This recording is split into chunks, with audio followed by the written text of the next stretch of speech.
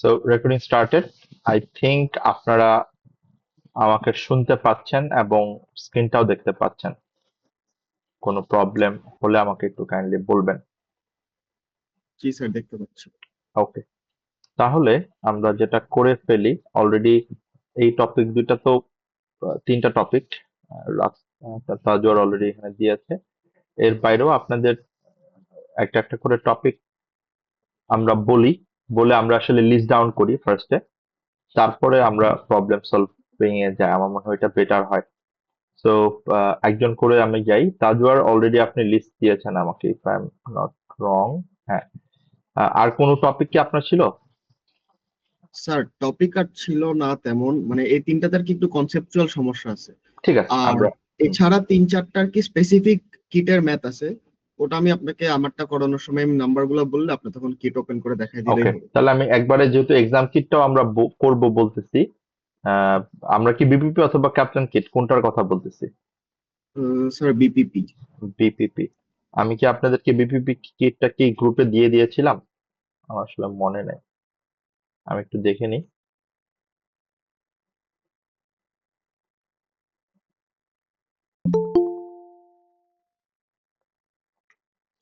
Tasmin join করছে। ওকে।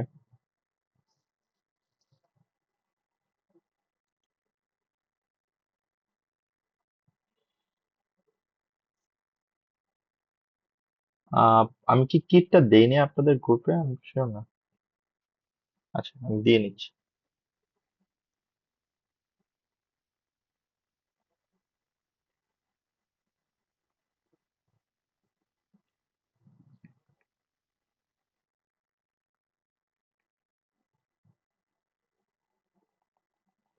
ওকে, ঠিক আছে। বিপিপি কিটের ওটা আমি বললাম।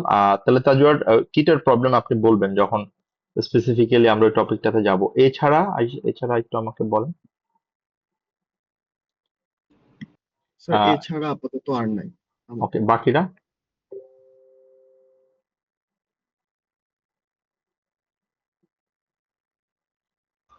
স্যার আমারও সেম ওর মতো। বিপিপি কিটে আপনার প্রবলেম গুলো আপনি আমাকে বলবেন, এই তো? হ্যাঁ হ্যাঁ, মানে আমাদের ওকে, সেম প্রবলেম আর কি। আচ্ছা।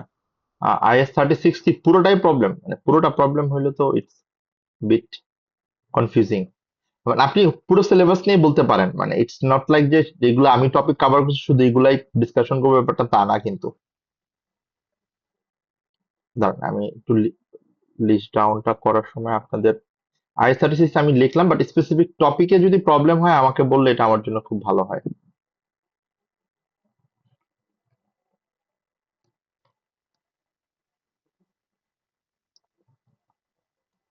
রাতুল, IS-36 কি পুরোটাই প্রবলেম বলতেছেন আপনি?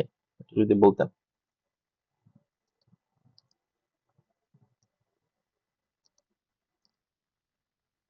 ওকে, এরপর হচ্ছে বিপিপি কিট স্পেসিফিক। আর আর এনিওয়ান?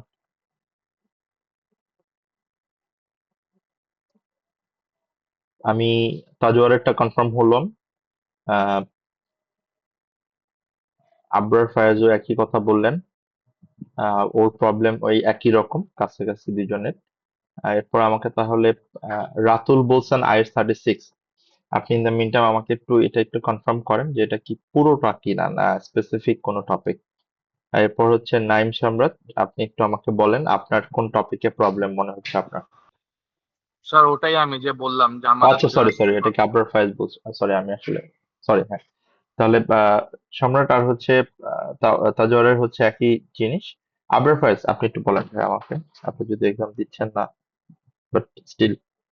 আমি স্যার এবার তো এক্সাম দিচ্ছি না, এবার হ্যাঁ স্যার আমি পুরোপুরি এখনো গোছানো হয়নি আমার। হ্যাঁ হ্যাঁ, সো ওইটাই আমি তো স্যার আমি জানতাম। জেনারেলি দেখতেছি। ওকে, তাসমিন, আপনি আপনার কোনো প্রবলেম স্পেসিফিক্যালি অথবা কোনো টপিক রিলেটেড? স্যার আমি আসলে এবার অ্যাটেম্প করছি না, তো আমার ওকে, আসলে অ্যাগেন রিভিশন তো হয়নি। Again next again. এখনো স্টার্ট। ওকে, দুইজনের একই প্রবলেম। ওকে, আমি মনে হয় কাউকে মিস করি নাই। So let's see. আর কেউ জয়েন করেন নাই এখনো এর বাইরে। সো আমি একটা একটা করে টপিক তাহলে একটু যাই, এবং ইন দ্য মিন টাইম আমি ক্যাপলান কিটটাও অলরেডি আপনাদের গ্রুপে দিচ্ছি, এটা একটু যাচ্ছে। দেন আমি ক্যাপ্টেন কিটটা ওপেন করবো না, তারপর আপনাদের স্পেসিফিক কোয়েশ্চেন নাম্বার বললে আমরা হয়তো ওই কোয়েশ্চেনটা নিয়ে ডিসকাশন করলাম।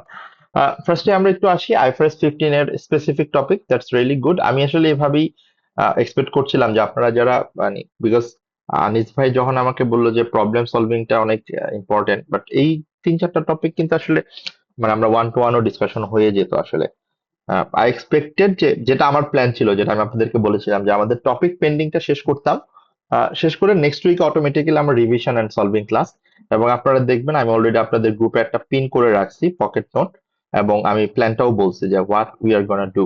বাট স্টিল আমরা একটা গ্র্যান্ড রিভিশনের জন্য আপনাদেরকে প্ল্যানটা দিয়ে দিব, অ্যান্ড অফিসিয়ালি এটা ফিজিক্যালি আমরা নিব হোপফুলি। সো এটা আসলে ওপেন থাকবে, আপনাদের জন্য থাকবে, প্লাস যারা এক্সটার্নাল স্টুডেন্ট তাদের জন্যও থাকবে। So let's see.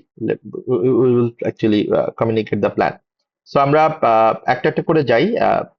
IFRS 15 এর আসলে যে কথাটা বলছিলেন যে effect of input and output method, এইটা আসলে কোথা থেকে আসছে, এটার একটু ব্যাকগ্রাউন্ডটা আপনারা আই থিঙ্ক রিলেট করতে পারছেন। সেটা হচ্ছে যেই পারফরমেন্স অব্লিগেশনটা ওভার দ্য টাইম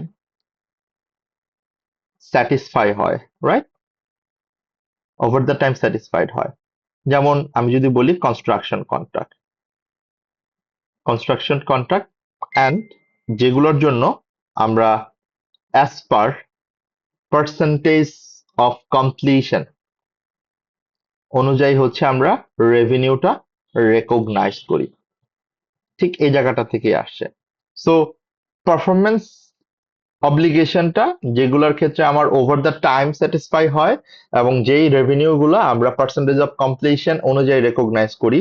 যেমন সে ফর এক্সাম্পল আমরা যদি একটা কনস্ট্রাকশন কন্ট্রাক্টের কথা বলি, development company, so this is coming from that type of industry, অথবা যারা কনস্ট্রাকশন প্রজেক্টে কাজ করে তাদের পার্সপেক্টিভ থেকে আসলে এই জিনিসটা কনসিডার করা যে তাদের জন্য আসলে আমরা রেভিনিউটা কিভাবে রেকগনাইজ করব।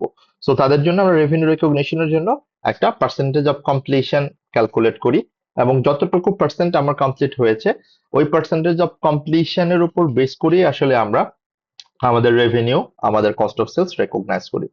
এখন এখানে যে কোশ্চেনটা সেটা হচ্ছে এই যে পার্সেন্টেজ অফ কমপ্লিশনটা, এই পার্সেন্টেজ অফ কমপ্লিশনটা যদি কোশ্চেনে দেওয়া থাকে, কোশ্চেনে যদি প্রোভাইডেড থাকে, তাহলে আমাদের আসলে কোনো মানে কোনো কনফিউশন নাই, কোনো কনসার্ন নাই, রাইট। যদি দেওয়া না থাকে তাহলে এটা আমরা বের করতে পারি দুইটা মেথডে, যেটা এর আগেও আমরা ডিসকাশনে বলেছি এবং এখানেও ভাই অলরেডি মেনশন করেই দিয়েছেন। একটা হচ্ছে আমার ইনপুট মেথড, আরেকটা ছিল হচ্ছে আমার আউটপুট মেথড। আসলে এটার নামটা দেখে আপনারা বুঝতে পারতেছেন যে ইনপুট মেথড মানে হচ্ছে আপনি আপনার এই প্রজেক্টে যা যা ইনপুট করেন, মানে ইনপুট আপনি আসলে কি করেন, আপনার যা যা কস্ট ইনকার্ড হয়, হ্যাঁ, আপনার যা যা কস্ট ইনকার্ড হয় এটার উপর বেস করে আসলে আপনি আপনার পার্সেন্টেজ অফ কমপ্লিশনটা ক্যালকুলেট করেন। আর আউটপুট মেথডটা আপনারা এটাও বুঝতে পারতেছেন যে এটা হচ্ছে আমার ভ্যালু, মানে আমার ওয়ার্ক সার্টিফাইড ভ্যালু, মানে আপনি যতটুকু কাজ করেছেন ওইটুকুর আসলে ভ্যালু কতটুকু, মানে ওইটুকুর আসলে রেকগনাইজেবল ভ্যালু কতটুকু, সার্টিফাইড ভ্যালু কতটুকু। ওকে, তো এখানে ভাইয়ের কোয়েশ্চেনটা হচ্ছে যে এফেক্টটা কি আসলে, মানে এফেক্ট আলাদা করে কিছু নাই, মানে there is no such comparison. এখানে জাস্ট একটাই এফেক্ট, সেটা হচ্ছে আপনি যত পার্সেন্ট কমপ্লিশনটা আসে এই পার্সেন্টেজটাই আপনি টোটাল যে কন্ট্রাক্ট প্রাইস আছে, মানে ওই কন্ট্রাক্ট প্রাইসের রেভিনিউ। আমি যদি বলি say for example percentage of completion আসলে হচ্ছে 60%, হোয়াট এভার মেথড আপনি ইউজ করলেন, এটা কোয়েশ্চেনের এক্সামিনারের অনুযায়ী আপনি ইনপুট মেথড ইউজ করতে পারেন, আউটপুট মেথড ইউজ করতে পারেন, যেই মেথডে আপনি ইউজ করেন না কেন। দুইটার ক্ষেত্রে অবশ্যই একই কোয়েশ্চেনে আপনি দুইটা মেথড ইউজ করবেন না, অথবা একই কোম্পানির ক্ষেত্রে দুইটা মেথড আপনি ইউজ করবেন না, যে কোনো একটা মেথড আপনি ইউজ করবেন, whatever method you follow. আমি মেথডের ফর্মুলাটাও বলে দিব না, বাট যে মেথডে আপনি ফলো করেন এটার এফেক্ট আসলে আলাদা করে কিছু নাই। তাহলে আলটিমেটলি আমার অবজেক্টিভটা কি, এখানে অবজেক্টিভ হচ্ছে আমি জাস্ট আমার পার্সেন্টেজ অফ কমপ্লিশনটা বের করছি। তো আমি এখানে কতটুকু পার্সেন্টেজ কমপ্লিশন বের করলাম, 60%। এখন এই 60%ই আসলে আমার টোটাল কন্ট্রাক্ট প্রাইস যেটা থাকবে, টোটাল কন্ট্রাক্ট প্রাইস, এইটার পার্সেন্টেজ অফ কমপ্লিশন হয়ে যাবে হচ্ছে আমার রেভিনিউ। আর টোটাল কস্ট, এইটার পার্সেন্টেজ অফ কমপ্লিশনটা হয়ে যাবে আমার recognised cost of goods sold. Okay, recognised revenue. এই বেসিক্যালি হচ্ছে ইফেক্ট, মানে কম্পোনেন্টের এফেক্ট এইটা।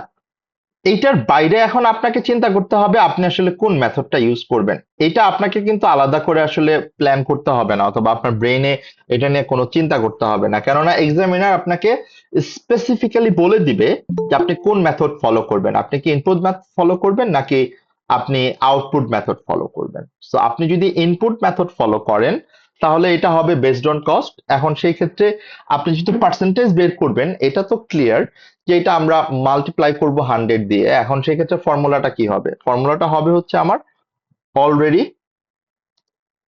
Incurred cost divided by total cost into 100। এখন এখানে খেয়াল করে দেখেন এই যে মানে আমার কনসেপ্টটা কি দাঁড়াচ্ছে, যে আউট অফ 100 টাকা কস্টের মধ্যে কত টাকা অলরেডি কস্ট আপনি ক্যালকুলেট করে ফেলছেন। একটু ভালো করে দেখেন, এই যে টোটাল কস্ট যেটা, এটা কিন্তু estimated cost, it is not any exact amount of cost that you are gonna incur. এটা আপনি এস্টিমেট করতেছেন যে টোটাল এত টাকা কস্ট আপনি ইনকার করতে হবে এই প্রজেক্টের, এবং সেখান থেকে কত টাকার কস্ট অলরেডি আপনি আসলে ক্যালকুলেট করে ফেলছেন, বিকজ যতটুকু ইনকার করছেন, যতটুকু কমপ্লিট করছেন, ওইটুকুর কস্ট অলরেডি আপনার কাছে রেকর্ড আছে।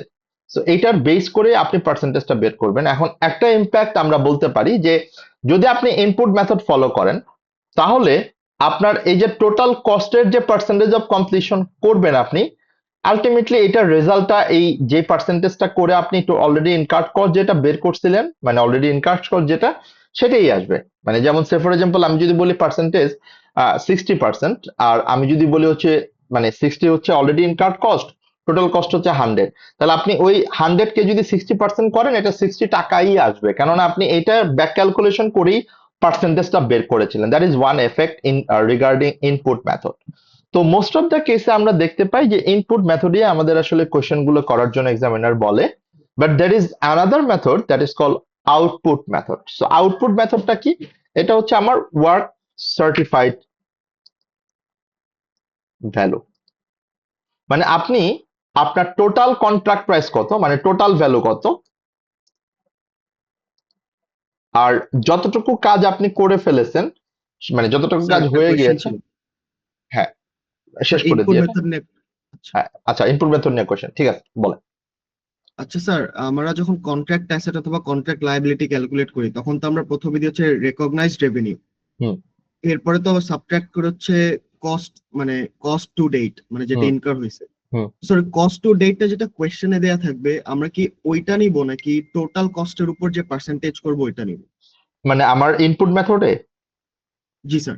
আচ্ছা, আমার ওই মানে যে কস্টটা আপনি মানে অলরেডি ইনকার্ড কর যেটা, এটার একই পার্সেন্টেজ আসতেছে না ডিফারেন্ট পার্সেন্টেজ? আপনি কোনটার কথা বলতেছেন? মানে পার্সেন্টেজ কি ডিফারেন্ট আসে আপনি করার কারণে? আচ্ছা স্যার, আপনি আউটপুট মেথড শেষ করে আমি ম্যাথ আছে একটা, আমি আপনাকে আচ্ছা, দিলে ওটা করে দিয়ে দেন। ঠিক আছে, আমি ওইটাই করছি। বিকজ আপনি যেটা বলছেন যদি এই ক্ষেত্রে অ্যামাউন্টটা ডিফার করার কথা না, বাট যদি অ্যাকচুয়ালি ডিফার করে সেটা ওই স্পেসিফিক সিনারিওতে হয়তো বা আপনাকে দেখতে হবে যে আসলে অলরেডি জি স্যার, ইনকার্ড কস্ট ডিফার করে। কতটুকু। হ্যাঁ, ডিফার করলে তখন এটা আমাকে একটু দেখতে হবে। ওকে, আর আউটপুট মেথডের কথাটা যেটা আমরা বলছিলাম যে এইটা বেসিক্যালি হচ্ছে এই যে ওয়ার্ক সার্টিফাইড ভ্যালু যেটা, এই ওয়ার্ক সার্টিফাইড ভ্যালুটা কিন্তু আমাদেরকে ওয়ার্ক সার্টিফাইড ভ্যালু আমাদের কোয়েশ্চেনে এক্সামিনার এটা আমাকে আলাদা করে ক্যালকুলেট করতে হবে না। যেমন টোটাল ভ্যালু তো আমি জানি, সেক্ষেত্রে ওয়ার্ক সার্টিফাইড ভ্যালুটা আমাকে এক্সামিনার বলবে, এবং ওয়ার্ক সার্টিফাইড ভ্যালুটা আসলে একটা ইন্ডিপেন্ডেন্ট ভ্যালুয়ারকে দিয়ে আসলে সার্টিফাই করে ভ্যালুটা বের করা হয়। সো ওই টেকনিকটা আমাদের আসলে এখানে আলাদা করে আর এক্সামিনার আস্ক করে না। ওয়ার্ক সার্টিফাইড ভ্যালুটা কত সেটা এক্সামিনার বলে দেয়, এবং টোটাল ভ্যালু এবং ওয়ার্ক সার্টিফাইড ভ্যালুর মধ্যে যে কম্পারিজনটা, যে প্রপোর্শনটা, সেটাই হচ্ছে আমার percentage of completion. Okay, so এই হচ্ছে আসলে ইম্প্যাক্ট যদি আমি বলি ইন আ নাটশেল, এবং এটার রেসপেক্টিভ একটা কোয়েশ্চেন আছে যেটা বলতেছিলাম। সো আমরা ওই কোয়েশ্চেনটা করলে হোপফুলি আর প্রবলেম ওই রকমটা থাকবে না। Let's see. এখন এইটুকুর মধ্যে আই বিলিভ আর কোনো কনফিউশন নাই, যদি থাকে আমাকে একটু বলেন, মানে other than question, specific question. Sir output মেথডের যে টোটাল ভ্যালু এটা কি রেভিনিউটা আসবে টোটাল ফর্মুলা থেকে? ভ্যালুটা রেভিনিউটা আসবে, হ্যাঁ। আচ্ছা ওকে,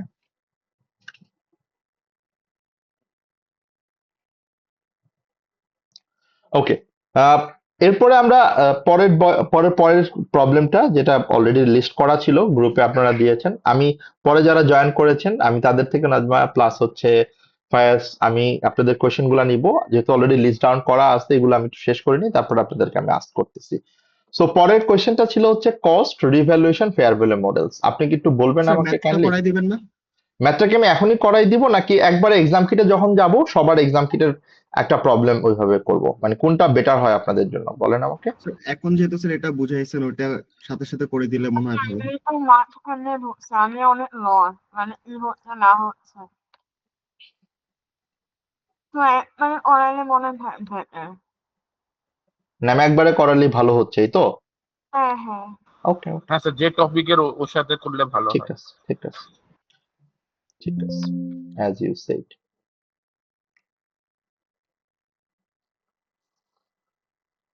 সো আমাকে কোশ্চেন নাম্বারটা একটু বলবেন কাইন্ডলি, যে কয় নাম্বার কোশ্চেনে আপনাদের প্রবলেমটা আছে এক্সাম কিটে?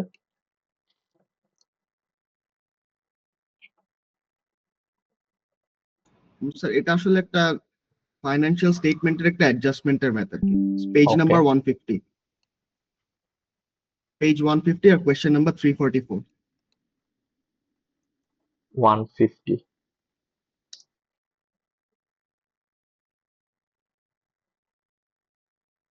আচ্ছা, এখানে আবার ওদের এই 150 আবার একটু ডিফারেন্ট হয়। দেখি আমরা।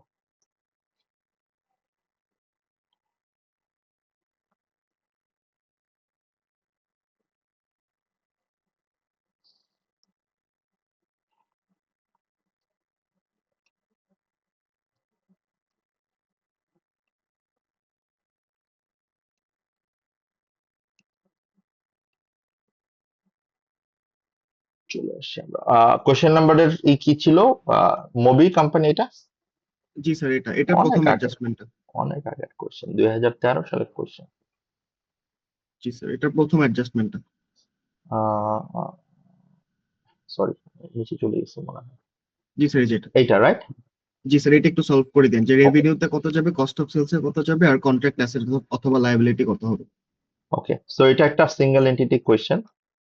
344।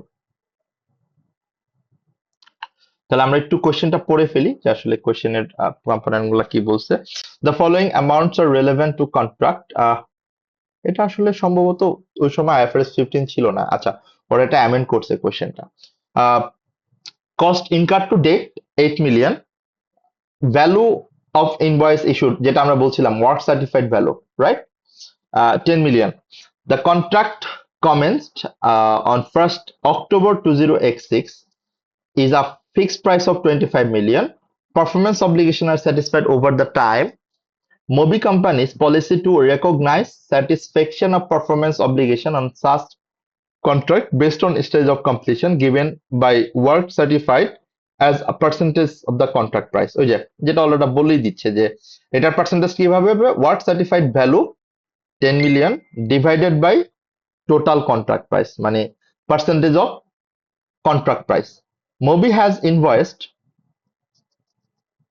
to the value of 4 million in the year and has not yet received any payment। তার মানে অলরেডি ইনভয়েস করে পাঠাইছে হচ্ছে 4 মিলিয়ন, মানে অলরেডি ইনভয়েস করে দিছে, বাট এখনো পর্যন্ত সে আলটিমেটলি টাকাটা পায় নাই। তাহলে আপনি স্টেপ 1 যদি বলেন, আমরা যদি একটা একটা করে স্টেপ চিন্তা করি।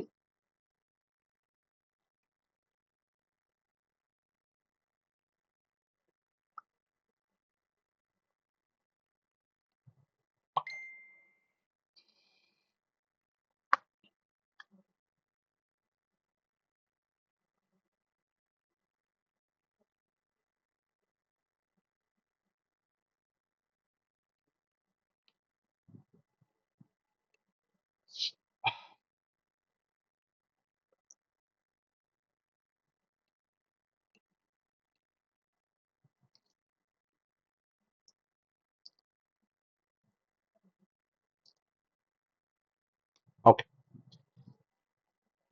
সো স্টেপ 1 আমরা যদি, কোশ্চেন হচ্ছে ইম্পেয়ারমেন্ট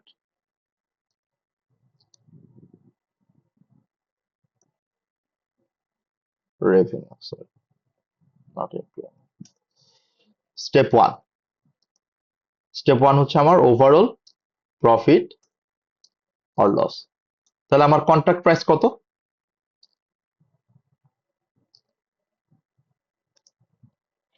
আমরা যদি একটু কোশ্চেনটা আমাকে একটু হেল্প করেন ইনফরমেশন গুলো দেখতে। 25 মিলিয়ন, আমি 1000 কমন নিয়ে করি।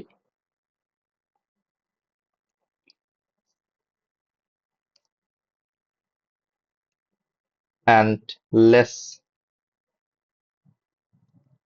total cost.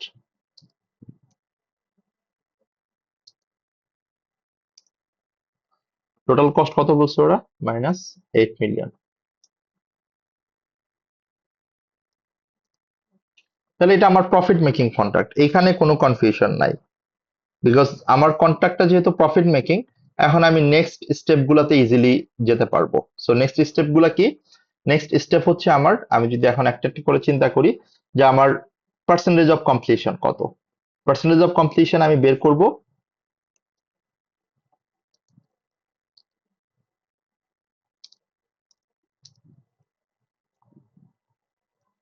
ওরা বলছে যে ওয়ার্ক সার্টিফাইড ভ্যালু অনুযায়ী এটাকে কনসিডার করতে। তাহলে আমরা যদি এখানে আউটপুট মেথডের কথা বলি,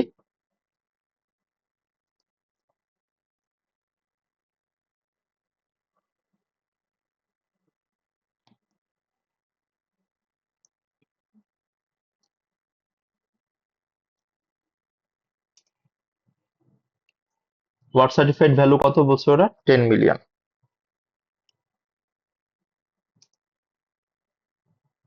তাহলে এখন আমার work certified value divided by total contract price, তাহলে এটা কত পার্সেন্ট আসে? 40%। এখন আপনারা নেক্সট পয়েন্টটা চিন্তা করেন, যে নেক্সট পয়েন্টটা হচ্ছে আমরা কতটুকু রেভিনিউ রেকগনাইজ করব, কতটুকু কস্ট আমরা রেকগনাইজ করব। এখন আপনি যদি দেখেন যে রেভিনিউ আপনি কতটুকু রেকগনাইজ করবেন, আপনার টোটাল যে কন্ট্রাক্ট প্রাইস, এই টোটাল কন্ট্রাক্ট প্রাইসের যতটুকু আপনি কমপ্লিট করেছেন ততটুকু হচ্ছে আপনি রেভিনিউ রেকগনাইজ করতে পারবেন। And same goes to cost, কস্টেরও আপনি যতটুকু রেকগনাইজ করতে পারছেন ততটুকু আপনি আসলে এখানে কস্টের অ্যামাউন্টটা রেকগনাইজ করতে পারবেন। সো এখন এখানে পয়েন্ট যদি আমরা থার্ড স্টেপে নিয়ে যাই, স্টেপ 3,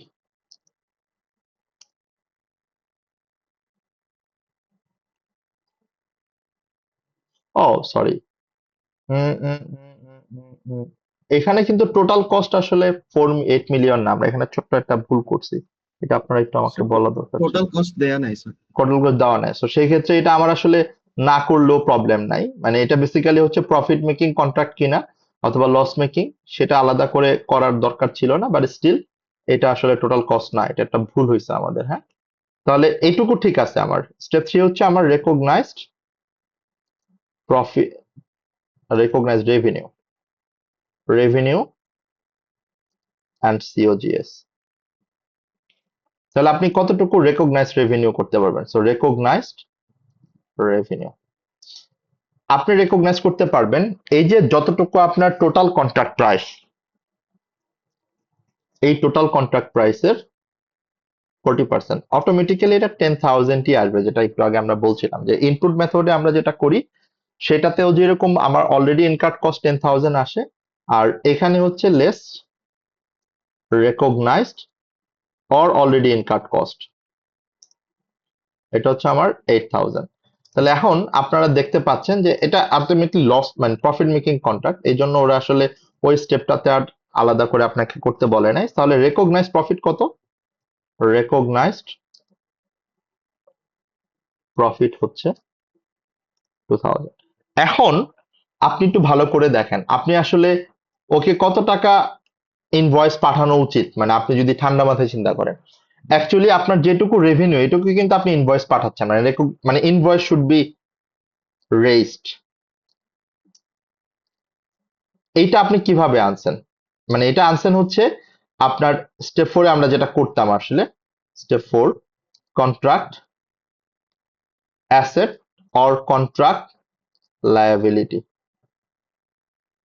এখন কন্ট্রাক্ট অ্যাসেট হবে না কন্ট্রাক্ট লায়াবিলিটিস হবে, সেটার জন্য আমরা কি করছিলাম? Recognised cost plus profit, right? And recognised cost কত? রেকগনাইজড কস্ট হচ্ছে আমার মিলিয়ন মানে 8,000, এটার সাথে আমার প্রফিট কতটুকু আমি রেকগনাইজ করতে পারবো? 2,000। তাহলে আলটিমেটলি আমি কতটুকু, মানে আমি যদি টেকনিক্যালি বলি, কত টাকা আমার কাস্টমারের কাছ থেকে পাওয়ার কথা, অথবা কত টাকা কাস্টমারের কাছ থেকে আমার বিল করার কথা, অথবা রিসিভ করার কথা? 10 মিলিয়ন মানে 10,000 লেস অলরেডি রেজড ইনভয়েস।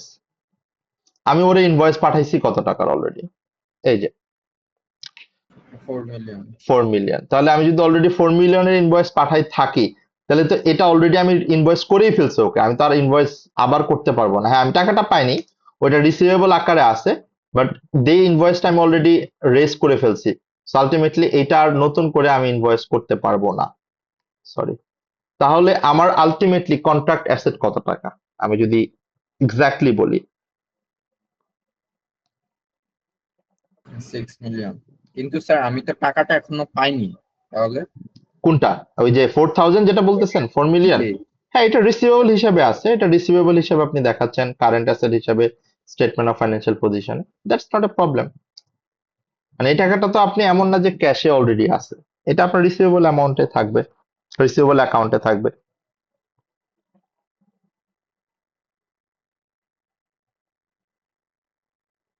বুঝতে পারছি? ইয়েস আর স্যার। এটা যাবে হচ্ছে আমার কন্ট্রাক্ট অ্যাসেট হিসেবে, নন কারেন্ট অ্যাসেটে, যেহেতু এটা লং টার্ম কন্ট্রাক্ট। হ্যাঁ, আমি যদি একটা একটা করে বলি, এটা যাবে হচ্ছে আমার স্টেটমেন্ট অফ প্রফিট অ্যান্ড লসে অ্যাড উইথ রেভিনিউ।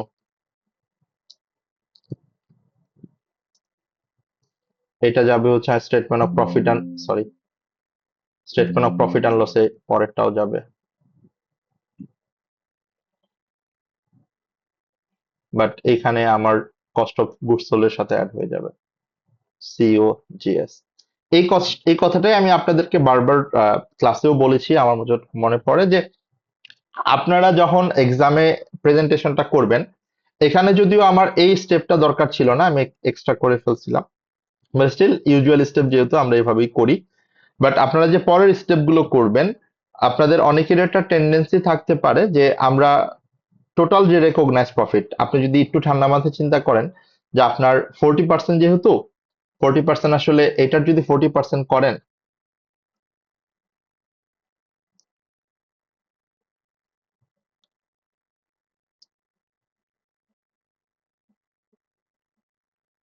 সরি মানে এটা আচ্ছা না, এটা এই কোশ্চেনের ক্ষেত্রে এটা হবে না। মানে আমার প্রফিটের যে 40%, যদি এখানে টোটাল প্রফিট দেওয়া থাকতো আমার এখানে, যেহেতু এখানে আমার অলরেডি ইনকাট কস্ট দেওয়া আছে, সো ওইটা আসলে হবে না। সো আমি একটু তাহলে ইলাস্ট্রেশনটা এভাবেই বলি যে আমার রেকগনাইজ প্রফিট মানে ওভারঅল প্রফিটের 40% করলে অটোমেটিক্যালি এখানে রেকগনাইজ প্রফিটের সমানে আসে। অনেক সময় আমরা যেটা চিন্তা করি যে এই 2,000টা আমরা গ্রস প্রফিটের সাথে অ্যাড করে দিই, মানে জাস্ট একটা লাইন আইটেম হিসাবে। সেই ক্ষেত্রে আপনারা এক্সাম মার্কিং স্কিম অনুযায়ী এইটার আলাদা আলাদা মার্ক থাকবে। আপনি দেখবেন এইটার যদি মার্কিং স্কিমটা আপনারা চেক করেন অ্যান্সারে গিয়ে, যদি দেওয়া থাকে, আর যদি দেওয়া না থাকে আপনারা এটার হয়তো বা পাঁচটা পাওয়াটা একটু টাফ 13 সালের, তাও পেতে পারেন। বাট এই ধরনের ক্ষেত্রে আপনি দেখবেন যে মার্কিং স্কিম গুলো চেক করলে রেভিনিউর সাথে অ্যাড করার জন্য একটা মার্ক থাকবে, কস্ট অফ সেলস এর সাথে অ্যাড করার জন্য একটা মার্ক থাকবে। So, ওই মার্কটা আপনারা হারাবেন। কোনো কি কনফিউশন আছে আমরা যে স্টেপ গুলো করলাম এতক্ষণ, অথবা আমাদের IFRS 15 এর যে পার্টটা প্রবলেম ছিল আপনাদের বলার পর আমরা নো করলাম? Sir. I think clear. No, sir. Tajwar clear? জি হ্যাঁ, স্যার, বুঝতে পারছি। ওকে। তাহলে আমরা 1 নাম্বার কোশ্চেনে আর কোনো প্রবলেম নাই, আমরা তাহলে 1 নাম্বার স্যার কোশ্চেনে আমার রিলেট। একটা কোশ্চেন ছিল হ্যাঁ 15 নিয়ে।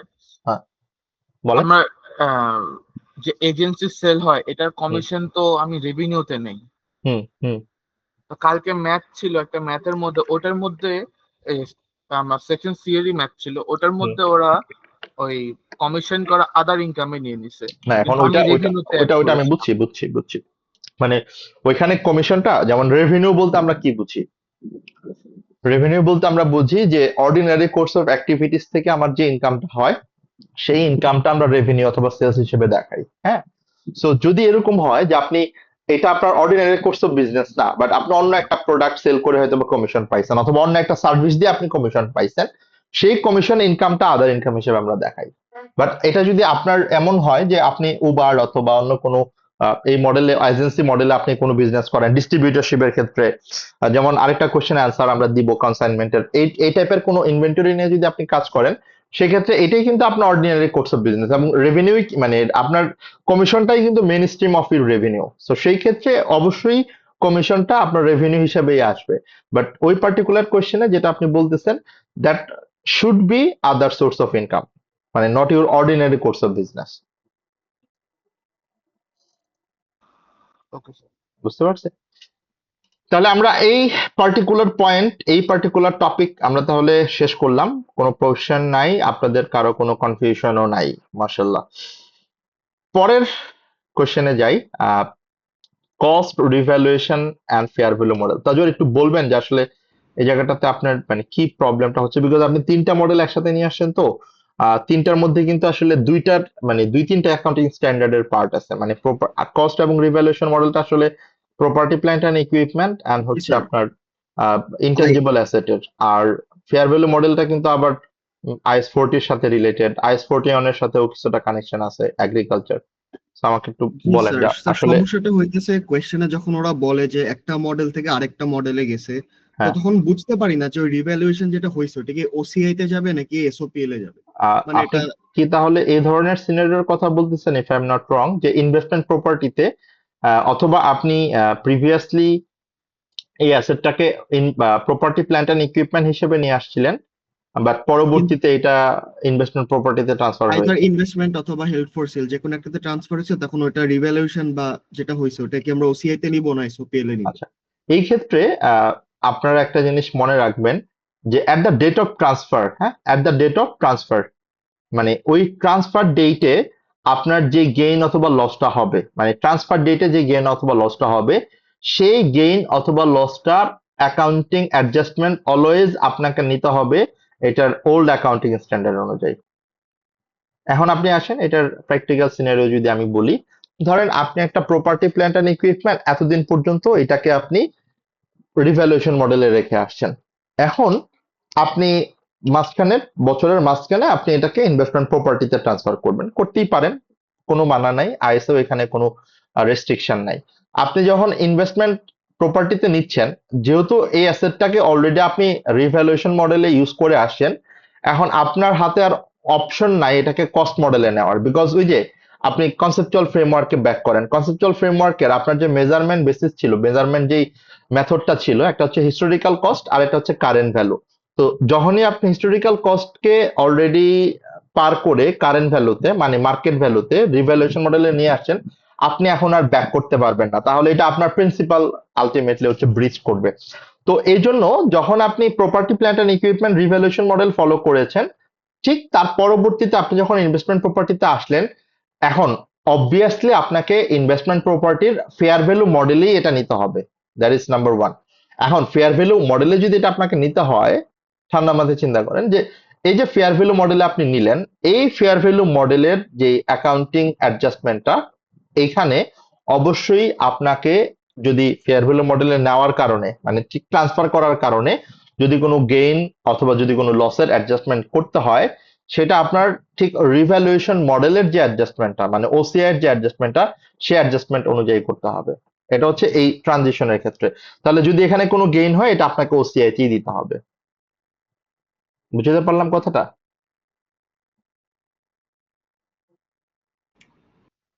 জি স্যার বুঝতে পারছি। আচ্ছা, আর স্যার যদি এখন হেল্প ফর সেলেরটা এখন এখন এটার কোশ্চেনটা আমি বলতেছিলাম, বাট যদি এটা হেল্প ফর সেলে আপনি নেন তখন কি হবে?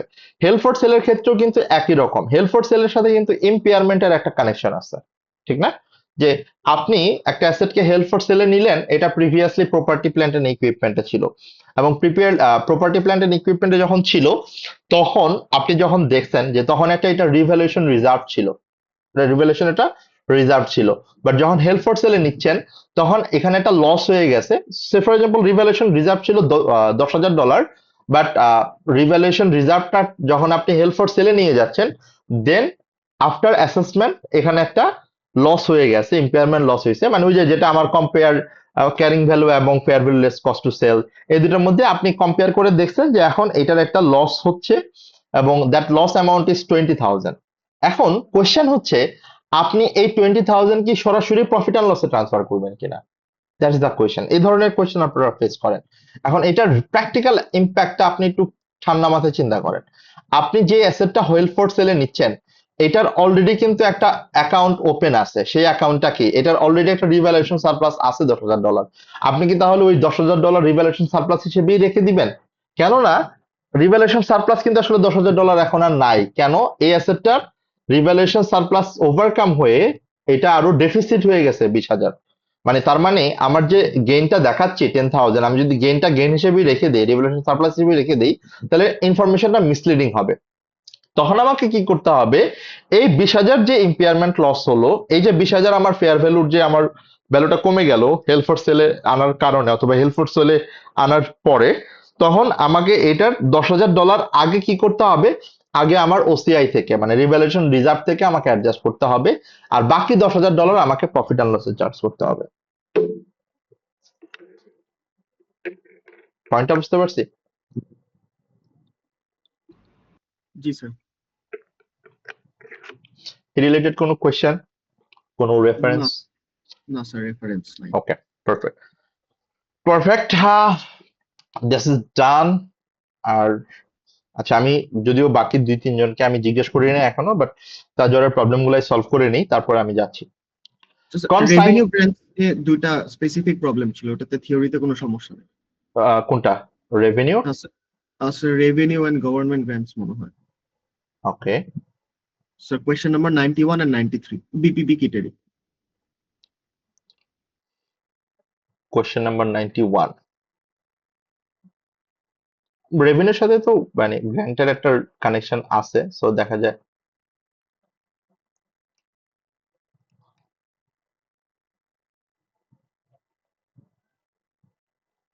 একটা বিপদে পড়ছি আমি আমার মাউস নিয়ে।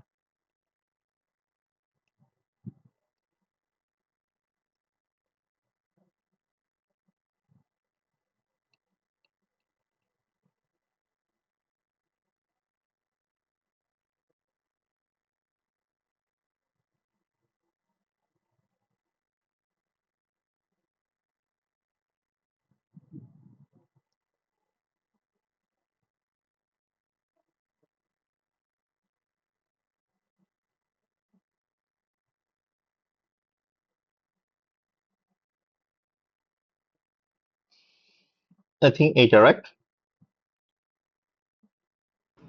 জি স্যার এটা। ওকে, সো আপনারা একটু নিজেরা একটু দেখেন, রিকোয়ারমেন্ট আগে দেখেন, তারপর আমি আসতেছি এটাতে। মানে আমি ডিসকাশনটা করতেছি, বাকিরা একটু দেখেন যে আমাকে রিকোয়ারমেন্টটা কি বলছে। Requirement is very important to understand. তারপর আমরা হয়তো বা আমাদের কোশ্চেন গুলোতে যাই। ইউজুয়ালি যে প্র্যাকটিসটা আমরা করে থাকি, যে আমাকে আগে রিকোয়ারমেন্টটা ভালো করে বুঝতে হবে, তারপর আসলে কোশ্চেনটা ভালো করে দেখতে হবে। সো রিকোয়ারমেন্টটা যদি আমরা দেখি, how should the above transactions be accounted for AB financial statement for the year ended 31st December 2021। তাহলে আমার এই ট্রানজেকশনটা কিভাবে আমরা 30 মানে এবি কোম্পানি ফাইন্যান্সিয়াল স্টেটমেন্টে রেকর্ড করব। বাট এখান থেকে একটা ইম্পর্টেন্ট পয়েন্ট হচ্ছে ওর ইয়ার এন্ডটা কবে? 31st December 20x1।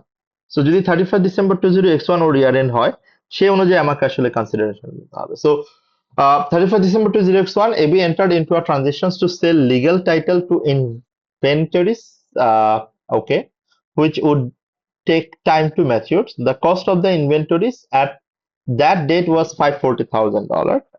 যে ডেটে আসলে ইনভেন্টরিটা সেল করছে $450,000 ছিল।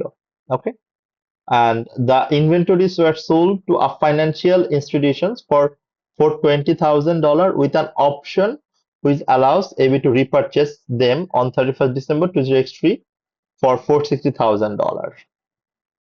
Okay, okay. এটা sell and repurchase.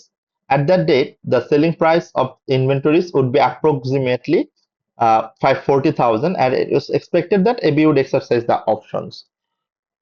So now this is a typical question from IFRS 15. এখন আপনাকে বলছে যে এইটাকে আসলে আপনি কি হিসেবে রেকর্ড করবেন। ওকে, একটু বলেন কাইন্ডলি, যদি আপনাদের সেল এন্ড রিপারচেজের পয়েন্টটা মনে থাকে। ফার্স্ট অফ অল এটাকে কি আপনি রেভিনিউ হিসেবে দেখাবেন কিনা, that is the question, first question. এটা কি আপনি মানে প্রফিট অ্যান্ড লসের স্টেটমেন্টে আনবেন কিনা? আচ্ছা স্যার, এই জিনিসটার ফ্যাক্টরিং বলে একটা জিনিস আছে, ওইটা কি সেম? হ্যাঁ, না, factoring is a different concept. ফ্যাক্টরিংটা আমি একটু আপনাদেরকে, এটা ফাইন্যান্সিয়াল ইনস্ট্রুমেন্টের একটা ছোট্ট পার্ট আইএফআরএস 9 এর, আমি একটু বলে দিব নে, বাট এটা একটু শেষ করে নিই। Sir, ফ্যাক্টরিংটা it's a so separate sale concept, করে নাই, so it's like more like a lease, right? Moral like a loan, right? So it's like a liability. It's like a liability. So এখন আপনি আমাকে বলেন যে এই যে $420,000 যেটা ও সেল করছে বলতেছে, এটা কি সে রেভিনিউ হিসেবে দেখাবে নাকি এটাকে সে লায়াবিলিটি হিসেবে দেখাবে, এবং এটার জন্য কোনো প্রফিট এন্ড লস এর ইম্প্যাক্ট আছে কিনা? Is there any impact in the statement of profit or loss? Since or payback করতে হবে or maybe extra. আমরা ট্রানজাকশনটা একটু বোঝার চেষ্টা করি। দেখেন, ইনভেন্টরি কস্ট কত, মানে যেটা বেসিক্যালি ওর মানে আন্ডারলাইং অ্যাসেট, ঠিক না? মর্টগেজ 450,000, এবং ও সেল করতেছে কত টাকায়, মানে ও সেল করে কত টাকা পাচ্ছে, মানে সেল বলতেছে বাট কত টাকা পাচ্ছে ও?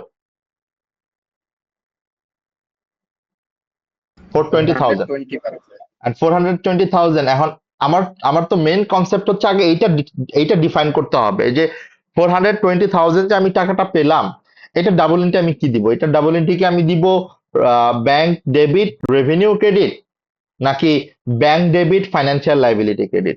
What should be the double entry for this?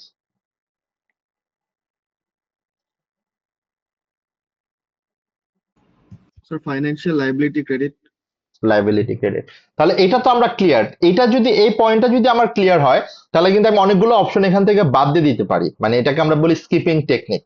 মানে হচ্ছে আমি যদি জানি যে 420,000 এই অ্যামাউন্টটাকে আমি সেল হিসেবে দেখাতে পারবো না, তাহলে কিন্তু অবশ্যই আমি আমার এই অ্যামাউন্টটাকে কখনোই প্রফিট অ্যান্ড লস আনবো না। তো যদি কোনো অপশনে এরকম থাকে যে 420,000 কে আমরা রেভিনিউ হিসেবে দেখাবো এবং বা এটার যে কস্ট, এটা আমরা কস্ট অফ সেলস হিসেবে আনবো, সেই অপশনগুলো কিন্তু আমরা স্কিপ করে যেতে পারি, সেই অপশনগুলো কিন্তু আমরা এলিমিনেট করে দিতে পারি। যেমন আপনি যদি অপশন 1টা দেখেন, the inventory cost 450,000 should be recognised cost of sales, revenue 420,000 should be recognised. এটা কি তাহলে ঠিক আছে কথাটা? No sir. না। The inventory should be recorded statement of financial position 420,000, এই কথাটাও কি ঠিক আছে? আমি কি এটা ইনভেন্টরি হিসেবে দেখাবো 420,000 স্টেটমেন্ট অফ ফাইন্যান্সিয়াল পজিশনে? No sir. তার মানে এটাও মানে কমপ্লিটলি আউট অফ কনটেক্সট, আমার কনসেপ্টের সাথে যায় না। The inventory should be recorded in the statement of financial position at 450,000, যেটা আমরা বলছিলাম যে এটাকে আমরা অ্যাসেট হিসেবে আমাদের স্টেটমেন্ট অফ ফাইন্যান্সিয়াল পজিশনে, যেহেতু এটা আমার জন্য আসলে ক্লোজিং ইনভেন্টরি, ইয়ার এন্ডে আমি আসছি, তাহলে এটাকে আমি ফাইন্যান্সিয়াল স্টেটমেন্ট অফ ফাইন্যান্সিয়াল পজিশনে দেখাবো। দ্য মেন পয়েন্ট ইজ, এখানে আমার মেন পয়েন্ট হচ্ছে and 420,000 receive should be reported as a liability. ঠিক আছে? স্যার আমরা ইনভেন্টরিটাকে এসওএফপি তে কেন 450 তে রেকগনাইজ মানে দেখাবো? আমরা না ah, inventory lower of cost or net realisable value নি, সো ওই হিসাবে মানে 420 হওয়ার কথা। মানে এখানে হচ্ছে আমার পয়েন্টটা, মানে বেসিক্যালি কিন্তু আপনার ওই পয়েন্টটা এখানে আসলে আনতেছে না আমরা। যেমন আমার কথা হচ্ছে যে the cost of the inventories at the date was 450,000, এই অ্যামাউন্টটা তো আপনি অলরেডি রেকর্ড করে ফেলছেন। এখন যদি আপনি ওই IS2 এর পার্সপেক্টিভ থেকে চিন্তা করেন, মানে IS2 এবং ইম্পেয়ারমেন্ট লসের পার্সপেক্টিভ থেকে চিন্তা করেন, এই জন্য আমি বললাম যে আপনার এখানে কিন্তু টেকনিক্যালি এটা আমার আর 450,000 নাই অ্যাসেটটার কস্ট। সো আপনি যদি ওই কনটেক্সটটা চিন্তা করেন, তখন কিন্তু এটা আবার সেপারেট একটা কোশ্চেন আসবে। বাট অ্যাপারেন্টলি এখানে ধরে নিচ্ছি আমরা যে ওর এই কস্টিং ঠিক করেই ও বেসিক্যালি বলতেছে। ওকে, বাট আপনার আন্ডারস্ট্যান্ডিং ইজ রাইট, আমার ইট শুড বি ভ্যালুড এট 420,000, ঠিক না? বাট আপনি খেয়াল করে দেখবেন, আপনার তো এটা ওপেন কোশ্চেন না, এটা তো একটা অপশন আছে। সো আপনি কি এই অপশনের মধ্যেই অ্যান্সারটা পাচ্ছেন কিনা, দ্যাট ইজ ইউর পার্ট। এমসিকিউর মানে কিন্তু, অবজেক্টিভ টেস্টের মানে কিন্তু নট দ্য এক্সাক্ট মানে এখানে হচ্ছে সব থেকে কারেক্ট অ্যান্সার কোনটা, মোস্ট কারেক্ট অ্যান্সার আপনাকে চুজ করতে হবে। ওকে, সো আপনার ওই পয়েন্টটা রাইট, বাট ওই পয়েন্টটা এখানে রিফ্লেকশন কিন্তু ওরা দেখায় নাই, অথবা রিফ্লেকশনটা ওরা আনে নাই। ক্লিয়ার ভাইয়া? জি স্যার, জি স্যার, বুঝতে পারছি। এখন এই পর্যন্ত আমার অ্যান্সার ঠিক আছে, এ পর্যন্ত কিন্তু আমার কোনো অ্যান্সারের প্রবলেম নাই। বাট পরের লাইনটা কিন্তু আমাকে কথা চিন্তা করতে হবে যে প্রফিট অ্যান্ড লসের কোনো ইম্প্যাক্ট আছে কিনা এই ট্রানজাকশনের জন্য। There is any impact in statement of profit and loss current ইয়ারে?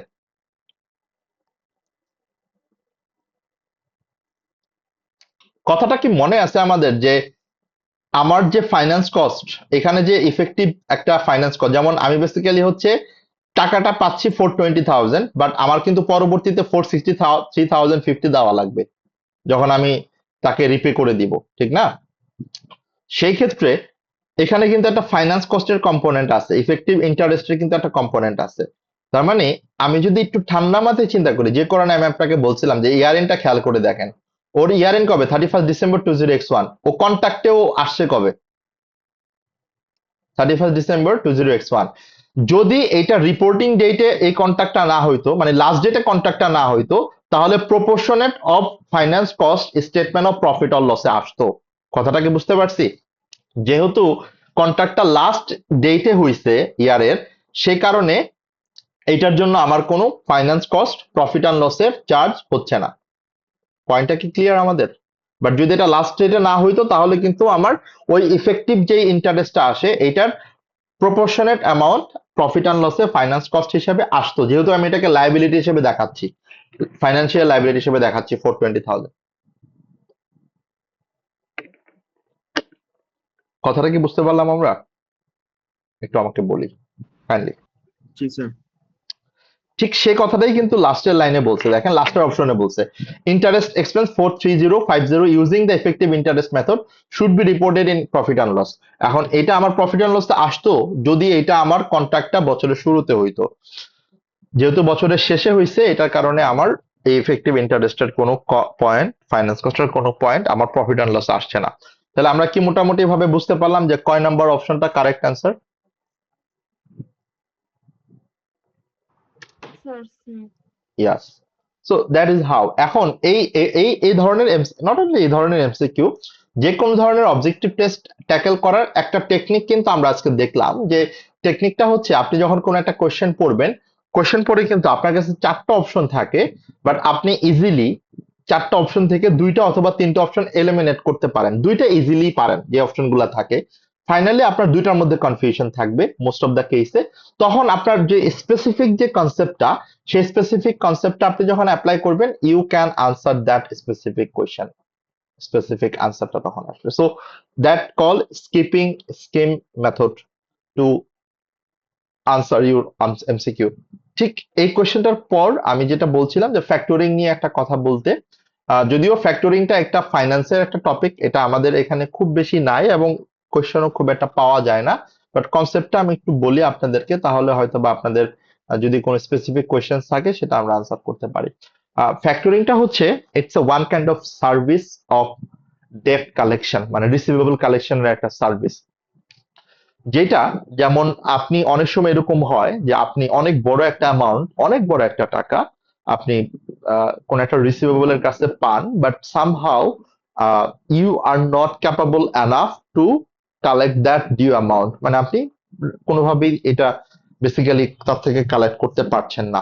ওকে, সো যেহেতু কালেক্ট করতে পারছেন না, সেই ক্ষেত্রে আপনি এটাকে, অনেকগুলা মেথড আছে রিসিভেবল ম্যানেজমেন্টের, সেই ক্ষেত্রে একটা মেথড হচ্ছে ফ্যাক্টরিং। সেটা কি?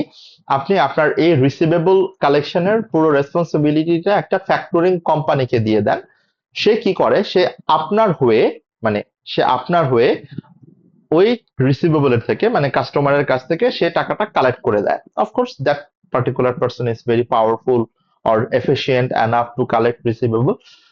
সো সে যে এই কাজটা করে, অফকোর্স সে এই কাজটা ফ্রিতে করে না, এটার জন্য সে একটা ফি আপনার থেকে নেয়, ফ্যাক্টরিং ফি, এবং এখানে আপনার কিছু বেনিফিটও হয়। আপনার এখানে অ্যাডমিন কস্ট সেভ হয়, আপনার ফ্যাক্টরিং কোম্পানিগুলো অনেক সময় আপনাকে এটার এগেনস্টে কিছু অ্যাডভান্স দেয়, যে অ্যাডভান্সের জন্য আপনার ফাইন্যান্স কস্ট সেভ হয়। সো এই ধরনের অনেক ইলাস্ট্রেশন অথবা এই ধরনের অনেক ডিটেলস ক্যালকুলেশন আমরা ফাইন্যান্সিয়াল ম্যানেজমেন্ট পেপারে করি ইউজুয়ালি। অ্যান্ড এখানে যেটা আপনাদের মেনলি আসে, যে ফ্যাক্টরিংটা দুই ভাবে অনেক সময় করা হয়। দুই রকমের ফ্যাক্টরিং কন্ট্রাক্ট আছে, একটা হচ্ছে রিকোর্স বেসিস, আর একটা হচ্ছে নন রিকোর্স বেসিস।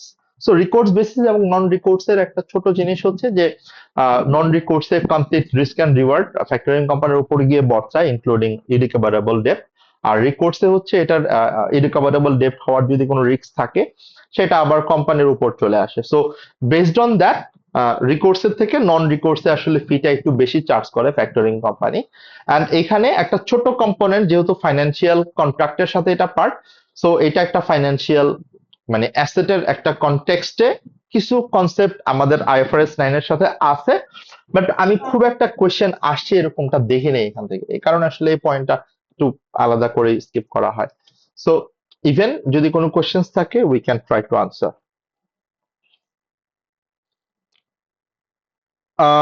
এটার পরে মনে হয় একটা কোয়েশ্চেনের কথা বলছিলেন যে গভর্নমেন্ট গ্র্যান্ট নিয়ে, ওই কোয়েশ্চেন নাম্বারটা বলবেন kindly? Sir 93।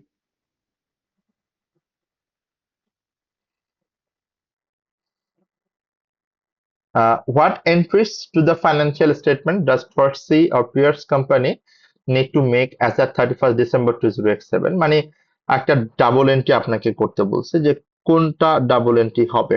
Okay, let's see double entry কিভাবে করতে হবে।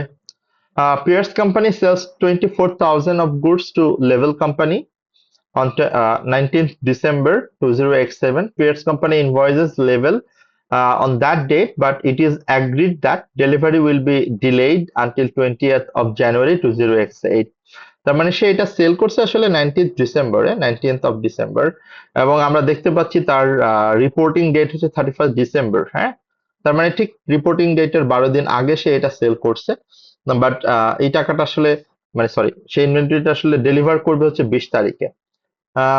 As Level Company does not need the goods until then, but has placed the order as these goods are is short supply. So অনেক সময় হয় এরকম যে ইনভেন্টরি যদি তার শর্ট সাপ্লাই আগে থেকে সে অর্ডার দিয়ে রাখছে, বাট এটা তার 1 মাস পরে হইলেও হয়।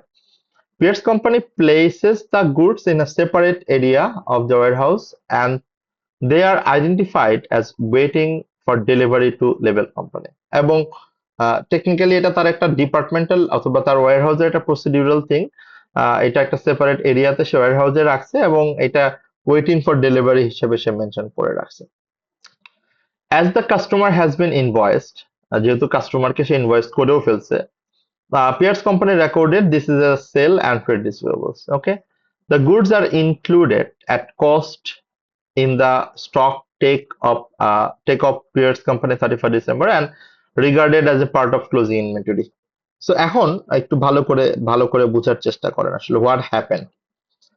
টেকনিক্যালি আপনি কিন্তু অর্ডার পেয়েও গেছেন এবং এই অর্ডার, এটা খুব প্র্যাকটিক্যাল একটা কেস, মানে ইট হ্যাপেন্স, মানে প্র্যাকটিক্যালি আপনারা যদি কখনো কাজ করতে ইনভেন্টরি কাউন্টিং এ যান দেখবেন it's a very common thing যে আপনি একটা ইনভয়েস মানে ইনভেন্টরি হচ্ছে সেল করে দিচ্ছেন, মানে সেটা অলরেডি ইনভয়েস পেয়ে গেছেন, ইনভয়েস পাঠাইও দিচ্ছেন কাস্টমারকে, তাহলে যখন আপনি পাঠাই দিচ্ছেন তখন আপনি কি ডাবল এন্ট্রি দিচ্ছেন? অফকোর্স আপনি আপনার এই অ্যামাউন্টটাকে রেভিনিউ হিসেবে দেখাইছেন এবং রিসিভেবল হিসেবে দেখাইছেন, মানে that you have already recorded.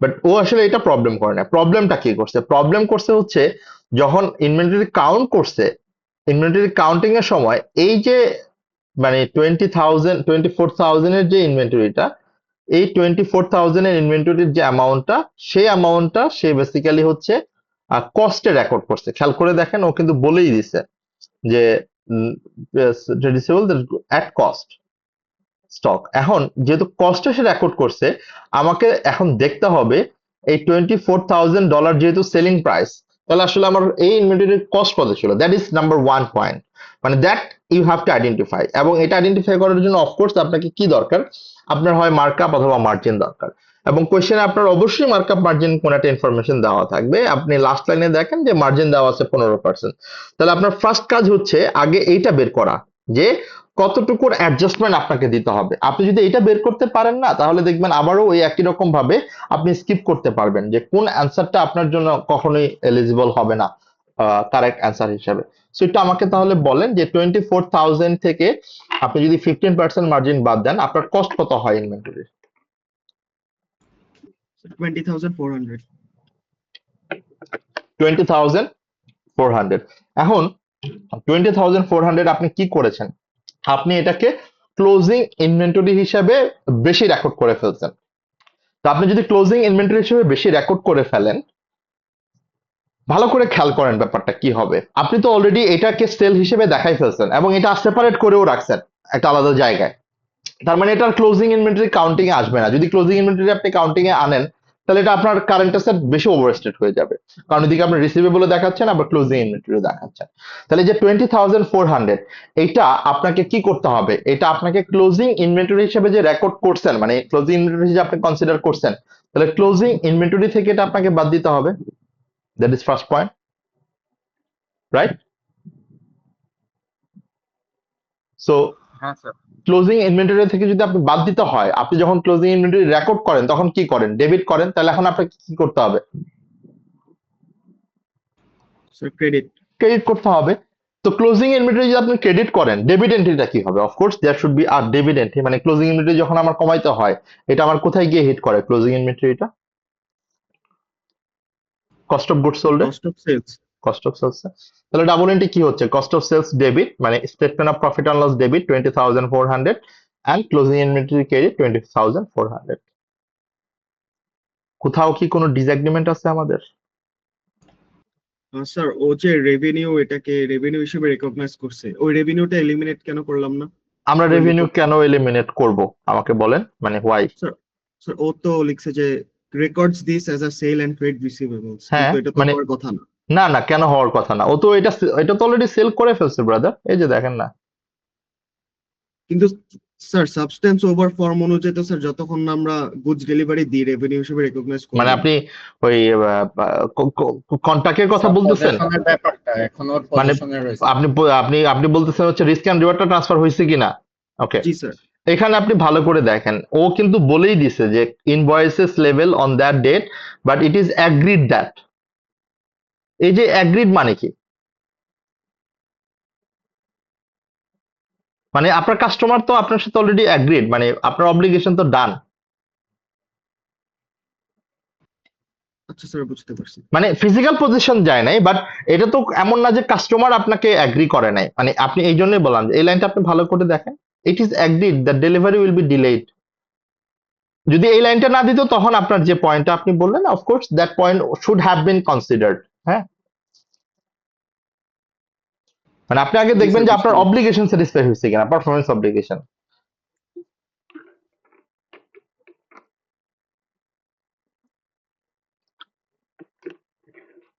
আমরা কি বুঝতে পারলাম?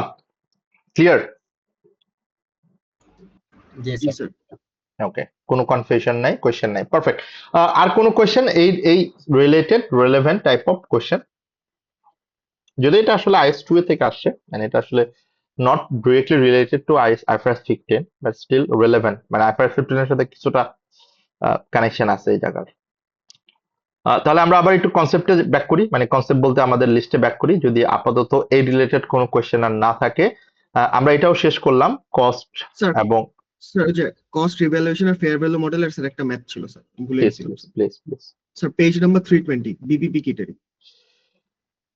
বিপিপি কিটের পেজ নাম্বার 320, তাহলে এটা আমাকে আসলে অনেক দূরের পেজ নাম্বার চিন্তা করতে হবে। 345 দিয়ে দেখি তো কত পেজ নাম্বার আসে। আচ্ছা, বেশি চলে আসছে। Sir question number 7।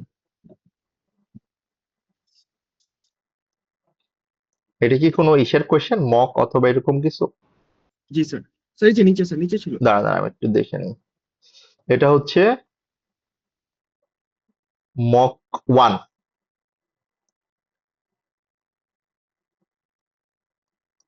Mock 1 question number 7 section A, এইটা জি স্যার এটা। এইটা হারুকা। ওকে, রিকোয়ারমেন্ট আগে দেখেন, সবাই দেখেন একটু কাইন্ডলি। মক কি দিয়ে ফেলছেন আপনি, মানে এই মকের আনসারটা কি করে ফেলছেন? জি স্যার একটাই যদিও দিছিলাম। এটা আসলে মানে বিপিপি, বাট আপনাদের কিন্তু আহ, মানে ইসের একটা মক চলে আসবে এই নেক্সট উইকে এসএসসি এতে। হ্যাঁ, আপনারা 2টা মক ফ্রিলি অ্যাভেলেবেল পাবেন, যেটা আসলে আপনারা নিজেরাই অ্যাটেম্প্ট করবেন, এন্ড আই রিকমেন্ড অবশ্যই অ্যাটেম্প্ট করবেন, কারণ অনেক সময় আমাদের এই ক্ষেত্রে প্রবলেমটা হয় কি যে আমরা এই মকগুলো ভালোভাবে না করার কারণে এসএসসি এর রেলেভেন্ট যে কোয়েশ্চেন গুলা এগুলো আমরা করতে পারি না। মানে রেলেভেন্ট বলতে আমাদের এই মানে রিসেন্ট যে কোয়েশ্চেন গুলো আসার চান্স থাকে, মানে অনেক সময় হয় কি যে মকের কোয়েশ্চেন গুলা থেকে অনেক সময় আমার ওই টাইপ অফ কোয়েশ্চেন আসলে আমরা দেখতে পাই।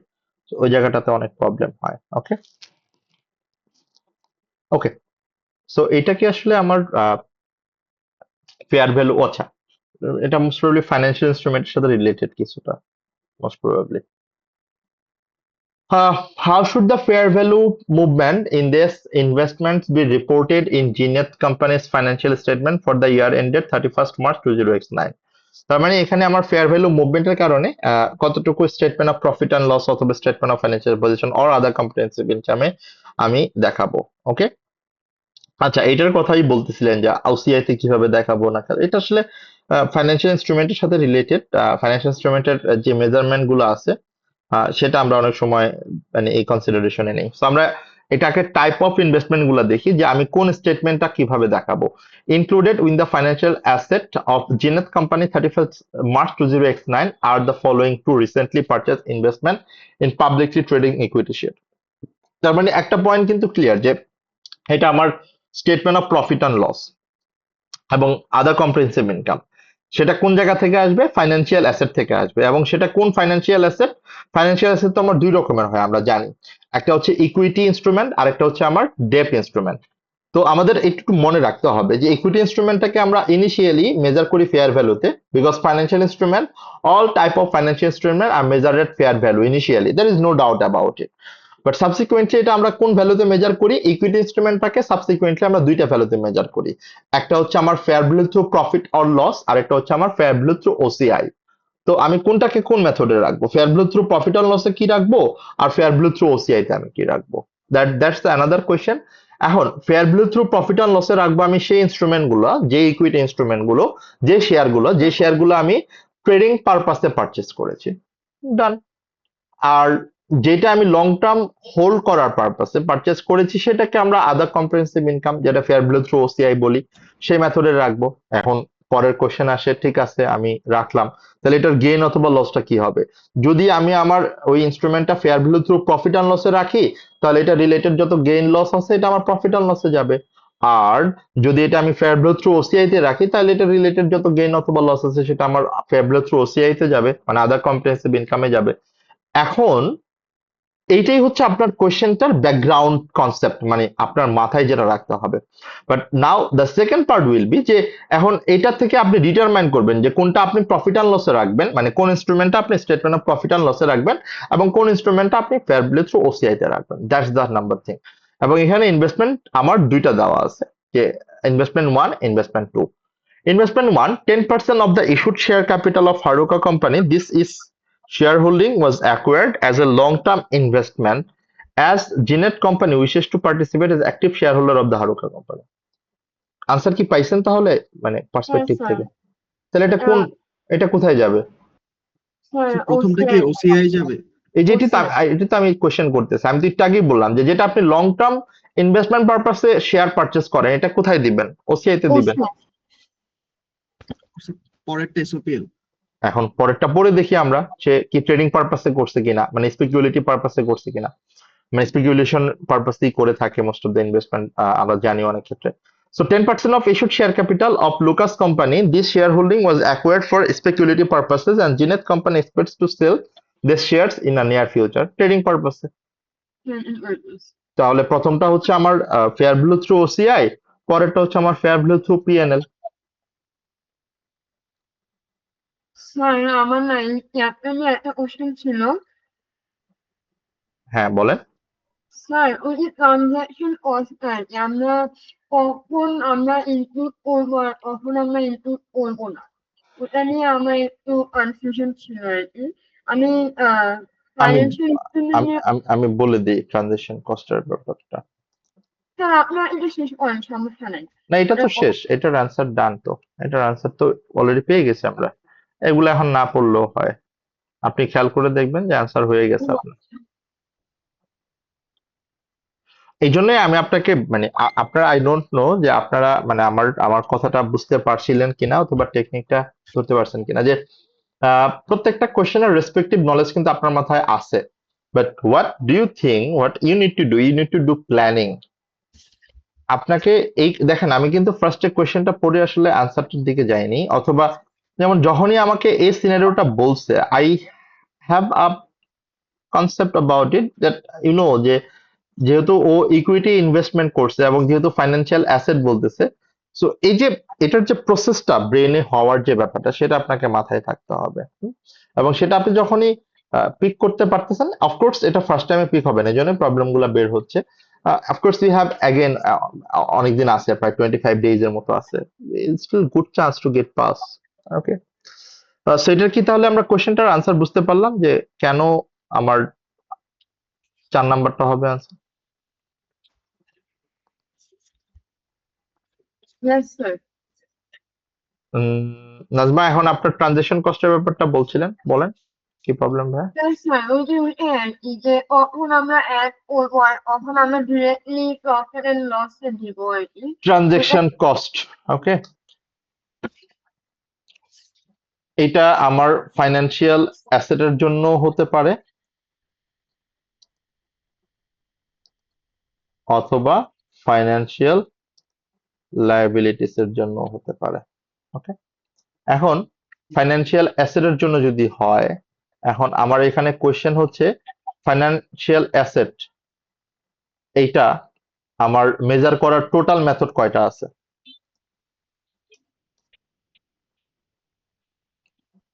ফাইন্যান্সিয়াল অ্যাসেট সাবসিকুয়েন্টলি মেজার করার কয়টা মেথড আছে? স্যার দুইটা। দুইটা। 3টা total. Fair value through profit or loss, আচ্ছা, PNL, fair value through OCI or amortized cost model, নাকি? জি জি। এখন আমরা amortized cost মডেলে কখন রাখতে পারবো, মানে কখন amortized cost মডেল অথবা fair value through OCI তে রাখবো, যেটা আমরা জানি অলরেডি, আমাদের টেস্ট আছে দুইটা, ঠিক না? টেস্ট দুইটা পাস করলে আমরা ওইটাকে amortized cost মডেলে রাখতে পারবো। এখন আপনার যে ট্রানজেকশন কস্টটা আসছে, এই ট্রানজেকশন কস্টটা আসছে হচ্ছে আপনার যেই ইনস্ট্রুমেন্টটা আপনি fair value through profit and লসে রাখেন, সেই ইনস্ট্রুমেন্টের ট্রানজেকশন কস্ট। তাহলে আপনাকে কি করতে হবে, এটা directly charge in the statement of profit and loss. কথাটা ক্লিয়ার? জি। তাহলে এটা কোনটা, যেটা হচ্ছে ফর ট্রেডিং পারপাস?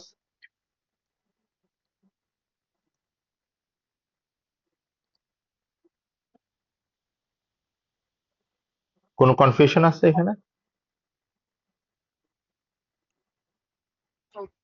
ওকে, এখন তাহলে তো এটা অলরেডি যদি ক্লিয়ার হয়ে যান যে fair value to profit and loss পারপাসে যদি আপনি ইনস্ট্রুমেন্ট না করে থাকেন, যদি অন্য পারপাসে আপনি করেন, মানে হচ্ছে either fair value through OCI or amortized cost model, whatever, যদি ফেয়ার ভ্যালু থ্রু ওসিআই অথবা amortized cost model রাখেন, then the transaction cost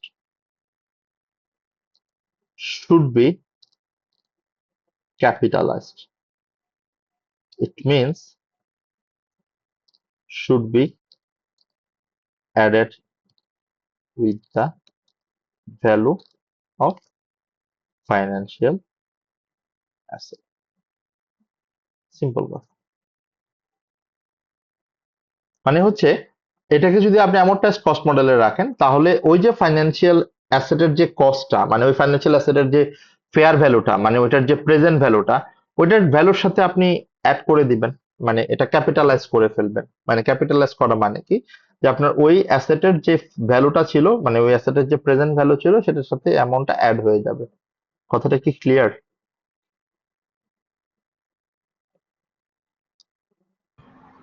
G. Sir আমার একটা মানে আমার একটা প্রবলেম ছিল 102, এটা ক্যাটল্যান্ড বইতে। ক্যাপলান কিটে? জি। ওকে, ক্যাপলান কিট। আচ্ছা, এই রিলেটেড একটু আপনারা বলেন যে, আচ্ছা এটা একটু শেষ করে যায়, এই রিলেটেড বিপিপি কিটে কারো কোনো প্রবলেম ছিল? No, sir. না স্যার।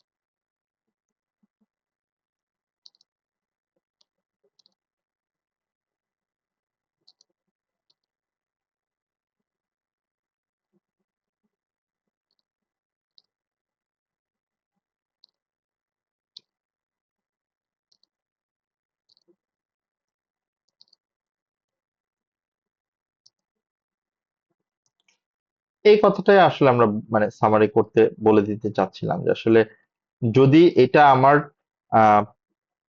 ট্রানজিশন কস্টটা অ্যামortized কস্ট মডেলের জন্য থাকে ফাইন্যান্সিয়াল লায়াবিলিটিতে, বিকজ ফাইন্যান্সিয়াল লায়াবিলিটিসে ফেয়ার ভ্যালু থ্রু ওসিআই বলতে কোনো কথা নাই। যদি এটা আমার অ্যামortized কস্ট মডেলে থাকে তাহলে এটা বেসিক্যালি আমরা আমাদের যে টোটাল ফাইন্যান্সিয়াল লায়াবিলিটি মানে টোটাল যে লোনটা এটার থেকে আমরা আমাদের যে ইস্যু কস্টটা অথবা ট্রানজিশন কস্টটা এটা আমরা বাদ দিব এবং নেট প্রসিডটাকে আমরা কনসিডার করব আমাদের ওপেনিং ব্যালেন্স হিসাবে। বাট আমরা যখন ইন্টারেস্ট পেমেন্টটা ক্যালকুলেট করব সেটা আমি ক্যালকুলেট করব অলওয়েজ নমিনাল ভ্যালুর উপর কুপন রেটের উপর, যেটা আমরা সব সময় জানি।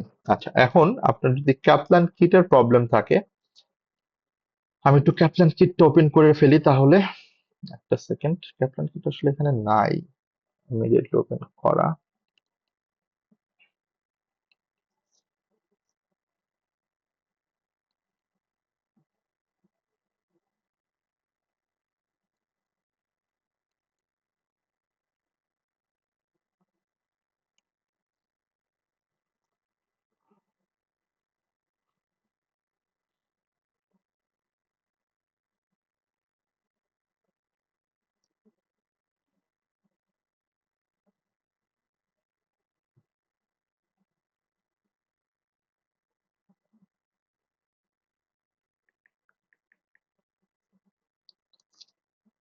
কত নাম্বার কোশ্চেন যেন বললেন ভাইয়া?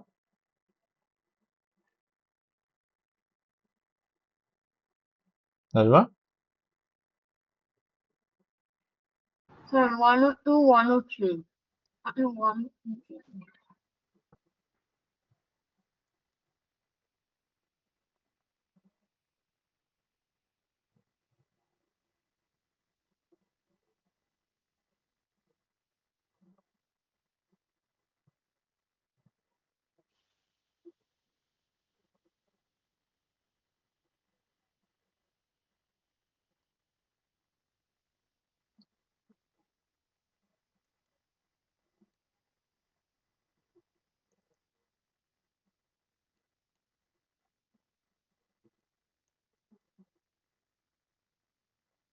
Sir, এখানে মনে হয় একটা আছে।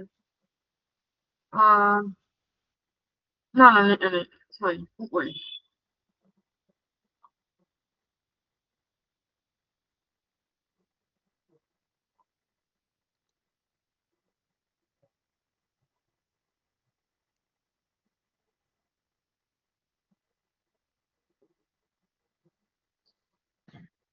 এই Sir, দুইটা। হ্যাঁ হ্যাঁ। Okay. Sir, 102 টা প্রথমে করেন। 102, 103, right? Hmm. Okay. What is the gain to be recognized on the shares for the year ended 31st December 2024? তাহলে এখানে আমার শেয়ারের কোনো গেইনের কথাই বলছে, লসের কথা যেহেতু বলে নাই, সো আমরা একটু দেখি যে কোশ্চেনটা কি বলছে। ABC purchase 10,000 shares on 1st September 2024, তার ইয়ার এন্ড হচ্ছে 31st December 2024, making the election to use alternative treatment under IFRS 15 financial instruments. The shares cost $3.5 and transaction cost associated with the purchase were $500. Transition cost ছিল $500, it's fine, এবং ওর total price ছিল হচ্ছে $3.5. এটা হচ্ছে যখন ও purchase করছে 3.5, right? হুম। ওকে, এখন এখানে ফার্স্ট পয়েন্ট হচ্ছে আপনাকে এটা ভালো করে ফার্স্টে এটা বুঝতে হবে যে আমরা তো ফাইনান্সিয়াল অ্যাসেট নিয়ে কথা বলতেছি, এবং ফাইনান্সিয়াল অ্যাসেটের আমরা আমাদের যে ইকুইটি ইনস্ট্রুমেন্ট সেটা নিয়ে কথা বলতেছি, প্রফিট এন্ড লস হয়ে যাবে। রাইট? সো না, এখন মানে এটাই হচ্ছে আমার পয়েন্টটা, যে এখানে তো বেসিক্যালি হচ্ছে আমরা ঠিক এটা নিয়ে কথা বলতেছি যে কতটুকু আমার কনসিডারেশন আসবে ফাইনান্সিয়াল অ্যাসেট রিলেটেড। এখন যখন ওর এই শেয়ারটা পারচেস করছে, সেই অ্যাসেটটার ভ্যালু কত করেছিল, ফাইন্যান্সিয়াল অ্যাসেটের ভ্যালু কত করেছিল? Sir, 10,000 into 3.5. হুম, এটা হচ্ছে যেদিন ও পারচেস করছে সেদিনকার ভ্যালু। আর এট দ্য ইয়ার এন্ড, মানে at the year and or এটা কত টাকায় মানে বেসিক্যালি বিক্রি করা 4.5 হচ্ছে? 4.5। তাহলে এটা সব এটা এটা আমাদের clear, but the point will come, যে এটা কি আমি fair value through profit and লসে রাখবো না ফেয়ার ভ্যালু থ্রু ওসিআই তে রাখবো? কোথাও বলছে এখানে দেখেন তো। স্যার প্রফিট এন্ড লসে যেমন যেহেতু ট্রেডিং করা ওই জন্য আমরা প্রফিট এন্ড লসে নিব। কোথাও কি বলছে এটা ট্রেডিং পারপাসে রাখে? স্যার এটি the shares are trading of $4.5 এইটার মানে কিন্তু শেয়ারের ফেয়ার ভ্যালু $4.5, মানে ট্রেডিং মানে হচ্ছে কিন্তু ও যে শেয়ারটা ট্রেডিং পারপাসে নিছে এটা কিন্তু না। এটা একটু ভালো করে বুঝতে হবে যে এখানে ও বলতেছে $4.5 হচ্ছে ইয়ার এন্ডে মার্কেট ভ্যালু, এটার ফেয়ার ভ্যালু, হুম ঠিক না? হুম বাট হুম এটা কিন্তু এবিসি কোম্পানির মানে পারপাস না। এটা কিন্তু বলে নাই যে এবিসি কোম্পানি এই শেয়ারটাকে ট্রেডিং পারপাসে পারচেজ করছে। আচ্ছা। আচ্ছা, তাহলে এটা বুঝবো কিভাবে? এই লাইনটা দেখেন, এই লাইনের আমি এই লাইনটাকে আন্ডারলাইন করে দিই। দেখেন ও কোন কোন অপশনটা চুজ করে অথবা কোন অপশনটা ইউজ করে। Alternative treatment, right? হুম আচ্ছা, এখন অল্টারনেটিভ ট্রিটমেন্ট বলতে আমরা আসলে কি বুঝি? ইনিশিয়ালি আমরা জানি যে আমরা ইউজুয়ালি মানে আমাদের যে মানে share investment, equity investment, usually এটা আমরা ট্রেডিং পারপাসে বলি, এটাকে আমরা বলি ইউজুয়াল কেস। তো যখনই আমি বলতেছি অল্টারনেটিভ, অল্টারনেটিভ মিন্স আমি এটা বাদে আরেকটা যে মেথড আছে, আরেকটা যে মেজার আছে সেটার কথা বলছি। আমি বুঝতে পারছি? তার মানে এটা একটা ট্রিক্স, এটা আপনি একটু মনে রাখেন যে যখনই আপনাকে বলতেছে alternative measure, alternative treatment, that's an alternative of the usual treatment. So usually এটাকে আমরা fair value through profit and লসেই রাখি, বাট অল্টারনেটিভ মেথড হচ্ছে আমি এইটা ইউজ না করে কোন মেথডটা ইউজ করি। So that means fair value through OCI. এখন কিন্তু আমার পুরো ক্যালকুলেশন চেঞ্জ হয়ে যাবে। কেন চেঞ্জ হয়ে যাবে? আমি দুইটা ডিফারেন্সটাই আপনাকে দেখাই। যদি এটাকে আমরা ফেয়ার ভ্যালু থ্রু পিএনএল এ রাখি তাহলে আমার বেসিসটা কি হবে? ফেয়ার ভ্যালু থ্রু ওসিআই তে যদি রাখি তাহলে আমার কি হবে? Fair value through profit and লসে যদি আমি রাখি তাহলে আমার যে গেইন 4.5 মাইনাস 3.5, ঠিক না? হুম এইটা ইনটু 10,000 নাকি? স্যার ভুল হয়েছে তো। মানে ভুল হয় নাই, সমস্যা নেই, আমরা ওই ব্র্যাকেট $0.5 ও আচ্ছা ব্র্যাকেট দিলেই ঠিক হয়ে যাবে, সমস্যা নেই। আচ্ছা হ্যাঁ ব্র্যাকেট এটা এক্সেল এর ইস্যুস। এখন ঠিক আছে। হ্যাঁ, তাহলে আমার fair value through profit and loss যদি আমি রাখি তাহলে আমার টোটাল গেইন, আমি যদি এটাকে একটু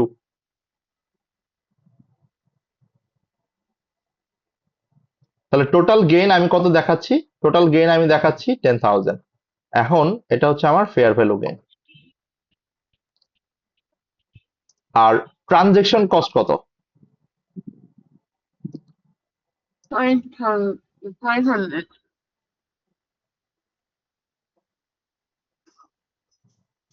ট্রানজেকশন কস্ট কিন্তু আমার 500। তাহলে এই 500 আমি এটা কোথায় দেখাবো ট্রানজেকশন কস্টটা? এটা যাবে expense profit and loss statement of profit and লসে, রাইট? এখন কোশ্চেন হচ্ছে যদি এটাকে আমি আলটিমেটলি আমার fair value through profit and লসে না রেখে এটাতে ওসিআই তে যদি রাখি, ওসিআই তে রাখলে আসলে ক্যালকুলেশনটা কি হবে? ওসিআই তে রাখলে আমার ক্যালকুলেশন হবে আমাকে আমার ইনিশিয়াল মেজারমেন্ট কত সেটা আমাকে আগে বলতে হবে। ইনিশিয়াল মেজারমেন্ট হচ্ছে এই যে 3.5 ইনটু 10,000 ইন্টু 10,000। এখন মনে আছে আমাদের একটা কথা যে যদি আমার transaction cost fair value through profit and লসে না রেখে যদি এটা আমরা অন্য মডেলে রাখি তাহলে কি করে দিব? আমরা ক্যাপিটালাইজ করব। অ্যাড করে দেব। এন্ড ক্যাপিটালাইজ করার মানে কি? এটা আমরা অ্যাড করে দিব। কথাটা বুঝতে পারছি? জি তখন আমার fair value through profit and মানে ফেয়ার ভ্যালু থ্রু ওসিআই এর ইনিশিয়াল মেজারমেন্ট কত? 35,500। এখন আসেন সাবসিকুয়েন্ট মানে ইয়ার এন্ডে 4.5,000 45,000 year end সো 4.5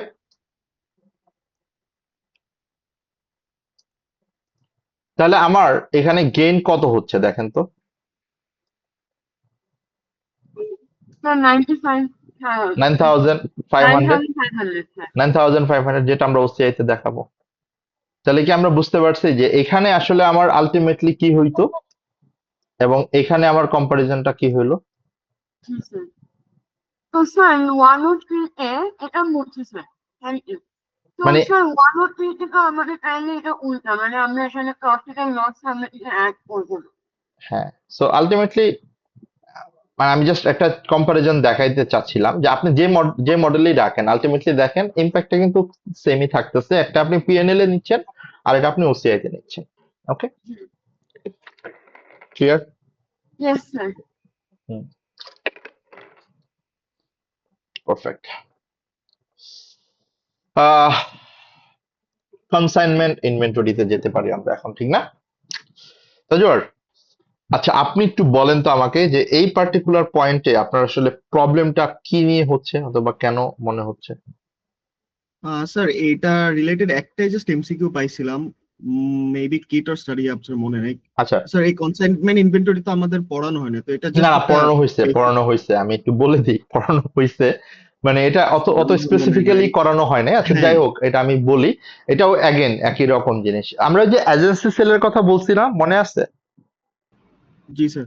ওইখানে আমি একটু একটা লাইন বলে দিছিলাম এই কনসাইনমেন্ট ইনভেন্টরির ক্ষেত্রে। কনসাইনমেন্ট ইনভেন্টরি গুলা এটা ইউজুয়ালি কিভাবে অ্যারেঞ্জমেন্টটা হয়? এটা অ্যারেঞ্জমেন্টটা হয় হচ্ছে এখানে যে কনসাইনর মানে যে ম্যানুফ্যাকচারার কি করে, তার যে ইনভেন্টরি গুলো সে তার কোন একটা রিটেইলারকে সে দেয়। যেমন আপনি নর্মাল বিজনেসের পার্সপেক্টিভ থেকে চিন্তা করেন, ধরেন আপনি কোন একটা বিজনেসের ডিস্ট্রিবিউটরশিপ নিচ্ছেন। এখন ডিস্ট্রিবিউটরশিপ নিচ্ছেন, আপনি ধরেন সয়াবিন তেলের কথা চিন্তা করেন। আপনি মানে লাইক 1000 লিটার সয়াবিন তেল কিনছেন, বাট এই সয়াবিন তেলের যে ম্যানুফ্যাকচারার সে বেসিক্যালি আপনার দোকানে অথবা আপনার রিটেল শপে এটা রেখে গেছে। এখন আপনাদের সাথে এগ্রিমেন্টটা হচ্ছে that is a consignment agreement, or এই কনসাইনমেন্ট এগ্রিমেন্টটা হচ্ছে যে রিটেলার ও যখন এই সয়াবিন তেল সেল করবে তখনই আলটিমেটলি এটাকে মানে যে কনসাইনর যে ম্যানুফ্যাকচারার সেটাকে সে রেভিনিউ হিসেবে ট্রিট করতে পারবে। কেন? বিকজ তার যে রিস্ক অ্যান্ড রিওয়ার্ড মানে তার যে কন্ট্রোলটা, তার যে অব্লিগেশনটা, সেটা তখনই ট্রান্সফার হবে যখন এটা আলটিমেট কাস্টমারের কাছে ট্রান্সফার করা হবে। তাহলে এখানে যে কনসাইনর অথবা যে ম্যানুফ্যাকচারার তার জন্য আসলে রেভিনিউ পয়েন্টটা কখন? তার জন্য রেভিনিউ পয়েন্টটা কিন্তু সে যখন রিটেলারের কাছে দিয়ে গেছে তখন না। কারণ রিটেলারের কাছে যখন দিয়ে গেছে তখন কিন্তু সে পুরো অব্লিগেশনটা কমপ্লিট করে যায় নাই, স্যাটিসফাই করে যায় নাই। কেননা রিটেইলার স্টিল এই ইনভেন্টরি গুলোর কমপ্লিটলি রিস্ক অ্যান্ড রিওয়ার্ড কিন্তু ট্রান্সফার করে নেয় নাই from manufacturer, from consignor. That is called consignment of inventory. তাহলে কনসাইনমেন্ট অফ ইনভেন্টরি বলতে আমরা যেটাকে বুঝি, যে ইনভেন্টরি গুলো বেসিক্যালি আমরা হেল করে retailer, but that ultimately owned by or that ultimately hold by like the actual owned by or substance যদি আমরা চিন্তা করি, that is the main manufacturer consignor। তো সেই ক্ষেত্রে এখানে আমার রিটেইলারের তাহলে কমিশন মানে রিটেইলারের জন্য রেভিনিউটা কি? রিটেইলার ওই যে ইনভেন্টরিটা সেল করে দিল, দেওয়ার পরে যে কমিশনটা পাবে, that is the income or revenue from the retailer. But আমার ম্যানুফ্যাকচারার যে মেন কনসাইনার যে তার রেভিনিউ পয়েন্ট হচ্ছে যে পয়েন্টে রিটেইলার ইনভেন্টরিটা সেল করে দিচ্ছে সেটা। আমি বুঝতে পারছি? জি স্যার। আচ্ছা স্যার, রিটেলারের ইনভেন্টরিতে থাকা অবস্থায় যদি ড্যামেজড হয়ে যায় তাহলে এটা এটা এটা এটা ম্যানুফ্যাকচারারের রেসপন্সিবিলিটি এটা রিটেলার বিয়ার করবে না এটার না। এক্সপেন্স। বাট এখানে আবার এখানে এত সরলীকরণ করাটা টাফ। এখানে যদি কন্ট্রাক্টটা আবার ওইভাবে থাকে যে দেখা যায় রিটেইলারের মানে ইয়ের কারণে মানে অবহেলার কারণে অথবা মানে হয় না যে সে হয়তো বা সিরিয়াস ছিল না, মানে তার গাফলতির কারণে হচ্ছে ড্যামেজটা হয়েছে, তখন এটা আবার হয়তো বা সে কন্ট্রাক্টে অথবা ডিস্ট্রিবিউটরশিপ কন্ট্রাক্টে সেটা রাখতে পারে যে তখন ওই ক্ষেত্রে retailer will be liable. Okay, but যদি ন্যাচারাল অথবা অন্য কোনো কারণে হয় যেটা আসলে বিয়ন্ড কন্ট্রোল, সেক্ষেত্রে আলটিমেট রেসপন্সিবল পার্টি কিন্তু কনসাইনার ম্যানুফ্যাকচারার। ওকে, জি স্যার। এই রিলেটেড কোশ্চেন যেটা ছিল কোথাও কি পেয়েছেন? এটা অবশ্য না স্যার। কমন না, মানে not that much coming up question. এগুলো আগে এই টাইপের কোশ্চেন অবজেক্টিভ টেস্ট কোশ্চেন হিসেবে আসতো যখন ইজি ছিল। এখন ওরা অনেক কমপ্লিকেটেড জায়গায় আসলে কোশ্চেনটা করে। স্যার এটা নিয়ে শুধু থিওরি কোশ্চেন আসছিল হ্যাঁ, এমসিকিউ তে অনেক আগে অনেক আগে অনেক আগে। এখন আমরা তো মোটামুটি শেষ করলাম, মানে শেষ বলতে এখনো ওই দুইটা টপিক বাকি আছে। নাজমা, আপনার এর বাইরে কি আর কোনো পয়েন্ট ছিল যেটা আমরা এখানে লিস্টে অ্যাড করি নাই অথবা অ্যাড করা দরকার ছিল? স্যার আমি আর্নিং আর শেয়ার আমি শুরু করছি, এটা আমি কিন্তু তো এটা আমি এখনো পড়াইনি, অথবা এটা কাভার্ড না এখনো। EPS 33, is 33 that I suppose to cover today. G sir এটা মনে হয় ফাহিম স্যার করাবে, রাইট? হ্যাঁ, হ্যাঁ, হ্যাঁ। তো এই কারণে না আমি আমি একটা, এটা আর কি পড়া শুরু করছি, তো এটা মনে হয় পরে দেখালেই বেটার, হ্যাঁ মানে ঠিক আমি আছে, পরে। ঠিক ঠিক হ্যাঁ, ঠিক হ্যাঁ, আর ঠিক হ্যাঁ। স্যার আপনাদের নাম্বার 2 মানে question number 2 Kaplan question number 2, that should be on conceptual framework thing, maybe. না না ওটা জানি হলো না আসলে। প্রফিট ল, মানে ও, আইএস ওয়ান এর, পুরা সব মানে আইএস 1640 সব মিলায় ওকে আর কি। ওকে ওকে ওকে, কোশ্চেন নাম্বার 2। জি ও সরি,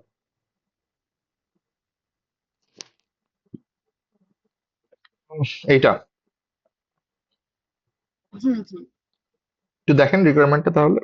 ডিকমিশনিং, আচ্ছা, is 37, sorry.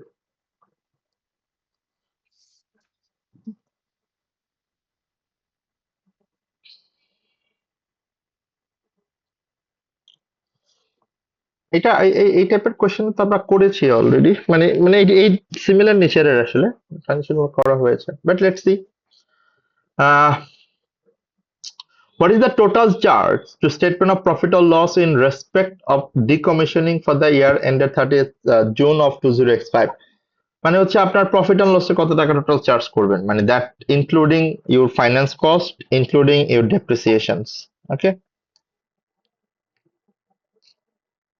On 1st July, তাহলে আমার ইয়ার এন্ড হচ্ছে 30th জুন। এটা খুব ইম্পর্টেন্ট, কেননা আমরা ইয়ার এন্ড এবং ইয়ার কবে শুরু হচ্ছে এই ডেট গুলা খুব, ডেট, অ্যামাউন্ট, এইগুলা সবসময় পার্সেন্টেজ, এগুলো সবসময় হাইলাইট করতে চাই, করতে বলি।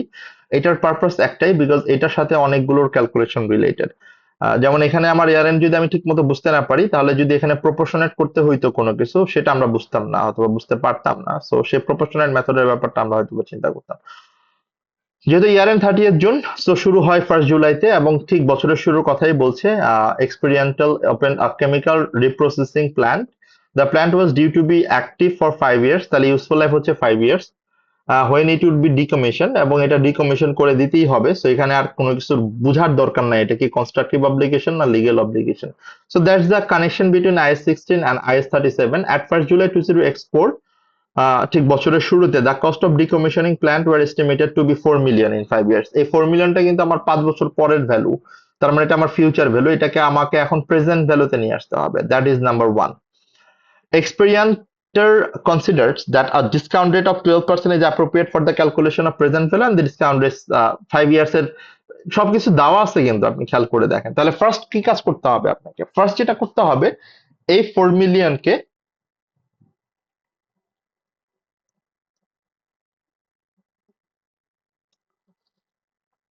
Present value of future decommission cost, তাহলে প্রেজেন্ট ভ্যালু কত হবে? 4 মিলিয়নের উপর ও বলেই দিছে যে আমার টোটাল কত করে হবে, 0.567। তো আমরা 1000 কমন নিয়ে নিই, 4000 ইন্টু 0.567, তাহলে এই হচ্ছে আমার বেসিক্যালি 2.268 মিলিয়ন।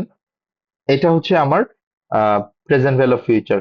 এটা ডাবল এন্ট্রি যদি আমি করতে বলি, basically property plant and equipment debit, provision for decommissioning যেটা আমার লায়াবিলিটি, ক্রেডিট। অ্যামাউন্টটা আমরা জানি, অলরেডি বের করলাম।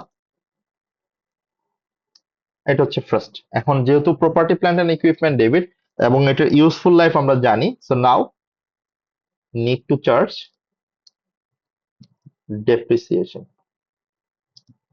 তাহলে আমার ডেপ্রিসিয়েশন কত হবে? এইটা ডিভাইডেড বাই 5, যেহেতু আমার পুরো বছরের অ্যামাউন্টই এখানে করতে হবে, তাহলে ডেপ্রিসিয়েশন অ্যাকাউন্ট ডেবিট,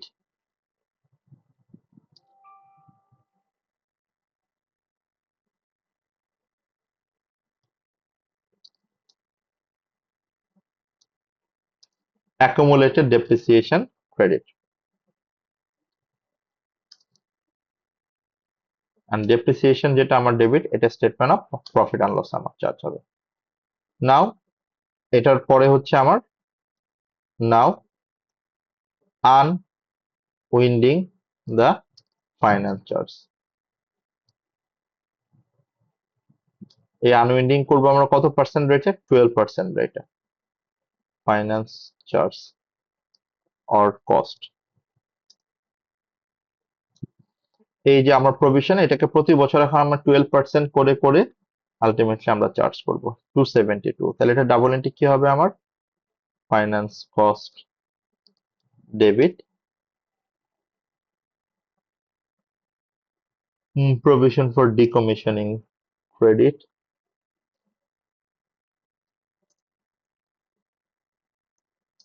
এখন এখান থেকে আপনাকে বলতে হচ্ছে যে কত টাকা স্টেটমেন্ট অফ প্রফিট অ্যান্ড লসে চার্জ হবে। So total charge in statement of profit and loss,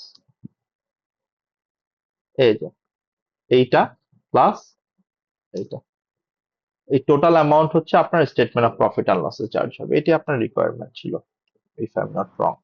বলছি স্যার। তাহলে 725, এই যে বি নাম্বারটা। ওকে, জি স্যার, থ্যাংক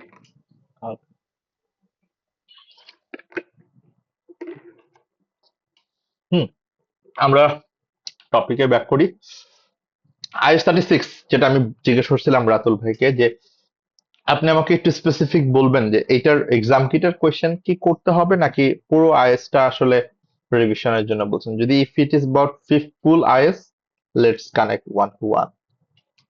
কেননা পুরো আইএস যদি আমি এখন আপনাকে স্পেসিফিক প্রবলেম না বুঝে সলভ করতে চাই, it would be very difficult. So Ratul is gone. So please, for this message for Ratul, and if you anyone have any question regarding IS-36 impairment loss, যদি থাকে আমাকে বলতে পারেন, আমরা ওই পার্টিকুলার কোয়েশ্চেনটা সলভ করতে পারি। আদারওয়াইজ এর বাইরে আর কি কারো কোনো প্রবলেম আপাতত আসছে কিনা, বিকজ আমাদের that is a ongoing thing, not like যে আমি আজকেই সব প্রবলেম সলভ করে আজকেই ক্লোজিং টেনে দিলাম, ব্যাপারটা এরকম না। সামনে আপনারা পাচ্ছেন অফকোর্স একটা রিভিশন প্ল্যানের মাধ্যমে প্রবলেম গুলো আপনারা ডিসকাস করতে পারবেন। বাট আজকে আর যদি কারো কোনো কনফিউশন থাকে, লেট মি নো। আমার একটা প্রবলেম ছিল ইনকাম ট্যাক্সে। হ্যাঁ বলেন ভাই, মানে এটা কি কোনো স্টাডি হাবের কোশ্চেন ছিল। SSC study hub?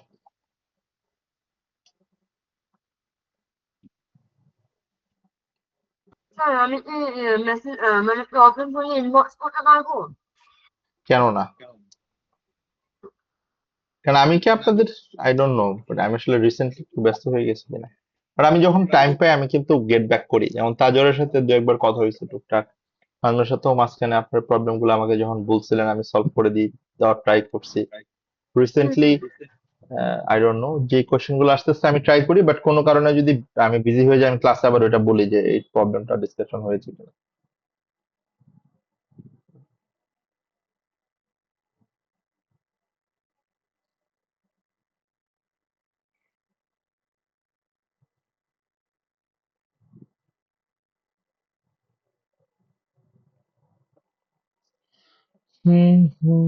ডিসমিস।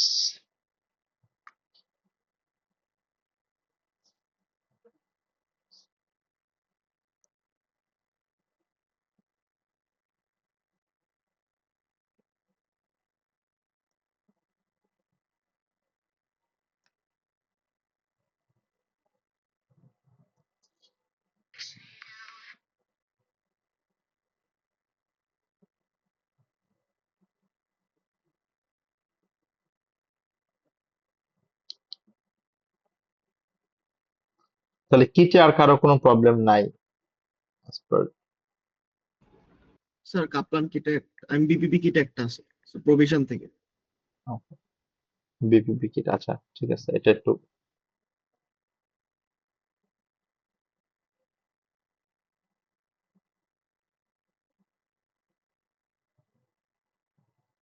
ও আজকে তো মাই সিসের প্রবলেম করতেছে, আমি শিওর না যে এটা কি লোড নিয়ে আসতে পারবো কিনা।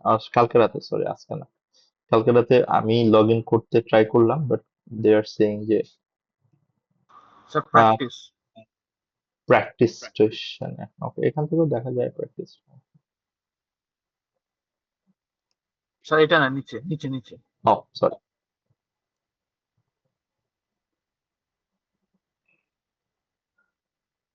না না, নিচে নিচে আছে।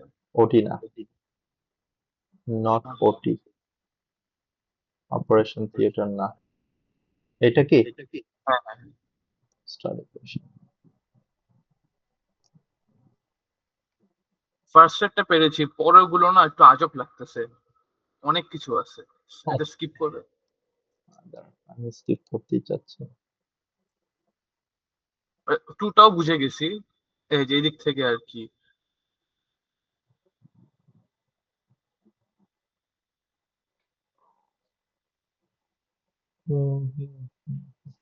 এটি কি কোনো পাস্ট ইয়ার কোয়েশ্চেন? আমি বলতে পারি না, কিন্তু এটা দেখে আমি কিছুই বুঝতেছিলাম না বাট কেমনে এটা I recommend not to follow, because এটা বেসিক্যালি হচ্ছে আইএফআরএস এর রেসপেক্টিভ কোয়েশ্চেন, মানে এটা মানে এফআর এর জন্য খুব বেশি ইম্পর্টেন্ট না, খুব বেশি না, এটা আসলে ইম্পর্টেন্টই না। স্টাডি কোয়েশ্চেন্স গুলো অনেকটা এমনই, মানে একটু স্টাডি weird। কোয়েশ্চেন আমি আসলে করতে রেকমেন্ড না করি, মানে এটা আসলে এটা আপনাদের ওই প্র্যাকটিস কোয়েশ্চেন গুলো করাটাই বেটার। স্টাডি কোয়েশ্চেন গুলো এটা আসলে একটা কমন টাইপ অফ কোয়েশ্চেন, এটা থেকে আপনি এক্সাম কিট করলে বেটার। স্যার অনেক কিছু নতুন নতুন স্টাডি কোয়েশ্চেন্স গুলো মানে স্টাডি কোয়েশ্চেন গুলো হচ্ছে ওই, আমি বলি কেন, এটা হচ্ছে ওই রেসপেক্টিভ আইএস এর, এটা তো আইএস এর একটা ডিফারেন্ট কোর্স আছে, মানে আপনার ডিফারেন্ট ডিপ্লোমা আছে, ওই ডিপ্লোমা থেকে কোয়েশ্চেন গুলো নিয়ে আসে, এক্সাম স্ট্যান্ডার্ড না। মানে এটা হচ্ছে আপনার টপিকের স্টাডি কোয়েশ্চেনটা না করা বেটার। স্কিপ করাটা বেটার, হ্যাঁ বেটার। স্যার প্র্যাকটিসে একটু যাবেন, আমি আপনাকে বলি তাহলে কোনটা করা উচিত হবে। হুম। স্টাডি কোশ্চেন ছিল নিচে, এই রিভিশন গুলি করবো, রিভিশন কেসেস কিন্তু আমি করছি কয়েকটা। না এটা উপরেও গুলো, উপরে ওটি রিভিশন কেস উপরে। হ্যাঁ এগুলা করবেন, মানে ওটির যেগুলো আছে, মানে ওটির ধরেন এই পর্যন্ত করবেন, মানে ইভেন কনস্ট্রাকটিভ রেসপন্স এখান থেকে না করলেও ভালো, মানে বিকজ কনস্ট্রাকটিভ রেসপন্স এখান থেকে পুরোটা আসলে কভার করেও না অনেক সময়। কনস্ট্রাকটিভ রেসপন্সের জন্য কিন্তু আপনি দেখবেন আমি পাস্ট ইয়ার কোশ্চেন করেছি, এখান থেকে করি নাই কিন্তু। স্টাডি হ্যাভ এ কনসলিডেশন কিন্তু একটু সহজ আছে বাট কম্পেয়ার টু কিট। হ্যাঁ হ্যাঁ, মানে এই জন্য আমি এটা করি নাই, এটা করি নাই এখান থেকে। আপনি সিআর কোশ্চেন গুলো অলওয়েজ ট্রাই করবেন হচ্ছে পাস্ট ইয়ার কোশ্চেন গুলো এক্সেলে করার জন্য অথবা স্টাডি প্র্যাকটিসে করার জন্য, প্র্যাকটিস প্ল্যাটফর্ম। সো স্টাডি হাবের মতো সিআরকিউ গুলো আসবে না, মানে একটু সিম্পল বা এমন? না না না, সিআর কিউ গুলো আপনার আসবে হচ্ছে পাস্ট ইয়ার কোশ্চেন যেগুলো আমি করাইছি না আপনাদেরকে, এটাও খুব সিম্পল না, মানে অনেকটা এই টাইপেরই আসবে, বাট এই পুরোটার জন্য 20 মার্ক থাকবে না, ব্যাপারটা এরকম হবে না আর কি। স্যার কিন্তু কিটের সাথে কম্পেয়ার করলে স্যার অনেক সিম্পল, মানে কিটের হ্যাঁ। সাথে কম্পেয়ার করলে। মানে কিট তো আমি আসলে মানে ওভাবে বলতেছি না, মানে এটার জন্য সিআর কিউর জন্য পাস্ট ইয়ার কোশ্চেন, এটা মানে অলওয়েজ, মানে সিআর কিউর জন্য আপনি যত বেশি পাস্ট ইয়ার কোশ্চেন করে যাবেন তত বেশি আপনার কিন্তু স্যার কনফিডেন্সটা এগুলি পাবেন। কিন্তু পাস পেপার থেকে যে পেট্রোল এটা আমি বলছি, যদি পেট্রোল কোম্পানি ফার্স্ট ইয়ারের হয় সেক্ষেত্রে এটাই স্ট্যান্ডার্ড, এটা নিয়ে কোনো ডাউট নাই। কিন্তু আপনি একটা এদিকে একটা ম্যাথ আছে ডার্জেন্ট কো, এটা ডার্জেন তো আমি করাইছি, হ্যাঁ হ্যাঁ এটা আপনি করেছেন। হ্যাঁ, আমি এক্সাম এর এই যে স্ট্যান্ডার্ড কি এরকমই থাকবে নাকি না একটু না না কম না, থাকবে? না না, আমি আপনাকে যেগুলা করাইছি, হ্যাভারফোর্ড ডার্জেন যা করাইছি, আপনাদের গত ক্লাসে এক্সট্রা একটা কোশ্চেন করাইছি আমি দেখছি। ইউজুয়ালি আমি আপনাদেরকে যে কোশ্চেন করাইছি এগুলো হচ্ছে রিসেন্টলি কনসলিডেশনের সব থেকে কমপ্লিকেটেড কোশ্চেন, মানে সব থেকে কমপ্লিকেটেড, মানে এটা হচ্ছে মাস্ট প্র্যাকটিস আইটেম, মানে এটা আপনাকে করে যেতে হবে। বাট এক্সামে দেখা যায় এই স্ট্যান্ডার্ড আসে না, অনেক সময় আরো ইজি আসে। বাট আমি আপনাকে লাস্ট বারটা করাইছি ডার্জেন লাঠি, তারপর আমি আপনাকে ওই প্লাস্টিকের যে কোয়েশ্চেন করাইছি ওইটাও সেম, ওইটাও অনেক বেশি কোয়েশ্চেন অ্যান্সার ইনফরমেশন আছে। So আমি যতগুলা কোয়েশ্চেন করাইছি এটা আসলে টম ক্লেন্ডন থেকে রিকমেন্ডেশন, মানে টম ক্লেন্ডন হচ্ছে বেসিক্যালি রিপোর্টিং এর গুরু বলি আমার এসপেক্ট থেকে। উনি এসএসসি এর অনেক রিসোর্স ডেভেলপমেন্টে কাজ করছে, সো উনার রিকমেন্ডেড লিস্ট ওইগুলা। সো এই কারণে আমরা ওই কোয়েশ্চেন গুলা করি সবসময়, মানে আমি সবসময় ট্রাই করি।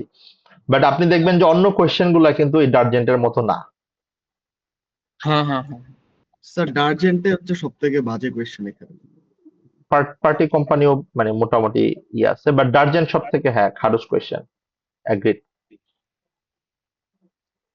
তাহলে এগুলো তো সব পাস্ট ইয়ার কোয়েশ্চেন, এটা এটা ইজি লাগলে ভালো, তাহলে তো অবশ্যই ভালো প্রিপারেশন আপনাদের, যদি ইজি মনে হয়। জি স্যার। স্যার যে প্রভিশন থেকে একটা কোয়েশ্চেন ছিল কিটে। বিপিবি না কাপলার? Sir BPP. কয় নাম্বার কোয়েশ্চেন ভাই? Sir question number 125।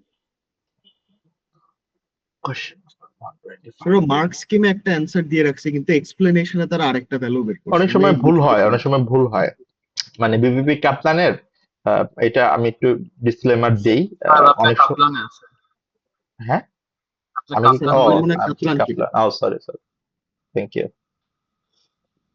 আচ্ছা, এটা এটা আমরা আছি অনেক নিচে, ঠিক না? এটা হচ্ছে আপনি বলছেন হচ্ছে 125। 125।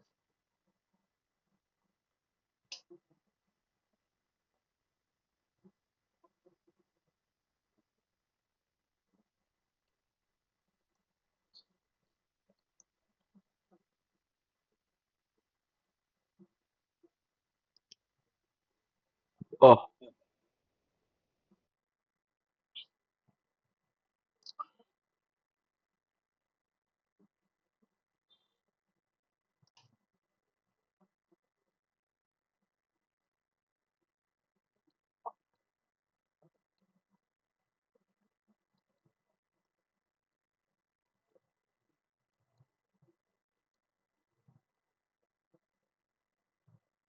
এটা রাইট।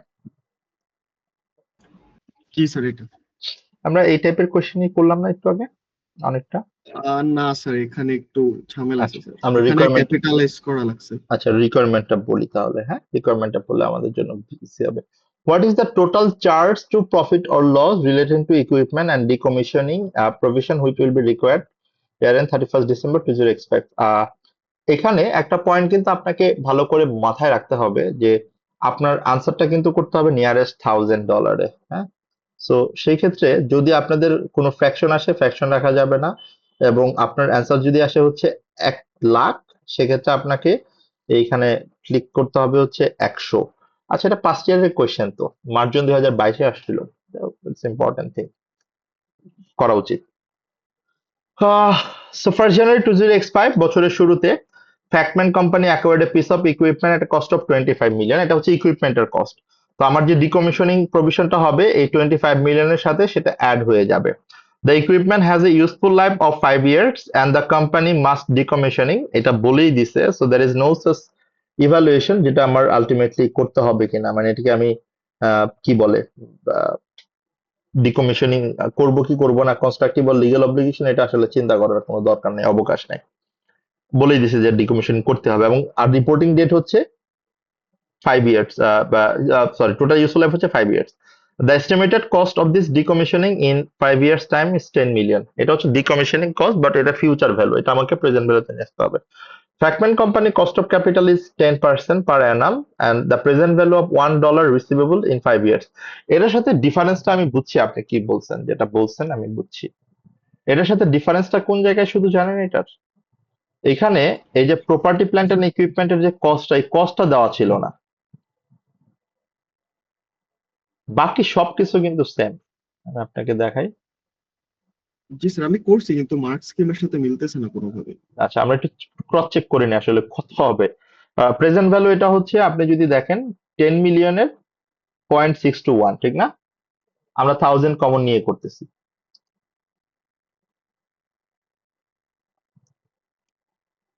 621 গেল আমার।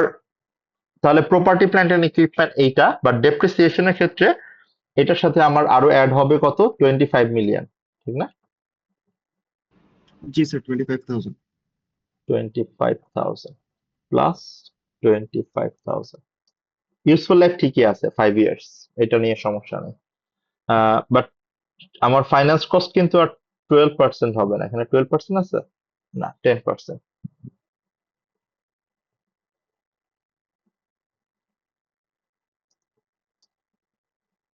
আপনার অ্যান্সার কি এটা আসছে? স্যার কোনটা? এই যে এটা তো রিকোয়ারমেন্ট কি বলছে যে কত টাকা প্রফিট অ্যান্ড লস যাবে। জি স্যার, এখানে ডেপ্রিসিয়েশন যাবে আর ফাইন্যান্স কস্ট যাবে আর কি। হ্যাঁ, সো ডেপ্রিসিয়েশন আসছে হচ্ছে এইটা, এই যে, আর ফাইন্যান্স কস্ট আসছে এইটা। স্যার ডেপ্রিসিয়েশন আপনার 11,000 কিভাবে আসে? আমার প্রপার্টির ভ্যালু কত ছিল? 25,000, মানে 25 মিলিয়ন।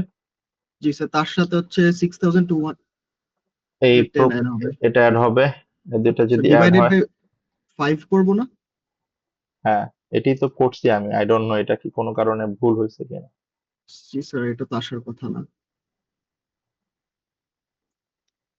মানে জাস্ট আলাদা করে করে দেখতেছি যে স্যার আসলে 6242 আসে। 6242, তাহলে এটা কেন? ও আচ্ছা, sorry sorry, it's all sir about এইটার ব্র্যাকেট। এইটার সাথে তো আমরা ফাইন্যান্স কস্টটা জাস্ট অ্যাড করে দিব, যেটা ইটস অল অ্যাবাউট 621। ব্র্যাকেট, হ্যাঁ এই যে ঠিক আছে, ব্র্যাকেট দেইনি আমরা, ওই কারণে আছে। It should be your answer, এই যে, স্যার 6683। হ্যাঁ 6863। জি স্যার, আমার অ্যান্সারও এটা আসছে, কিন্তু স্যার মার্ক স্কিমে লেখা 3863 স্যার। তাহলে ভুল আছে, তাহলে এটা নিয়ে আর প্যারা নেওয়ার দরকার নাই। জি sir, thank you sir.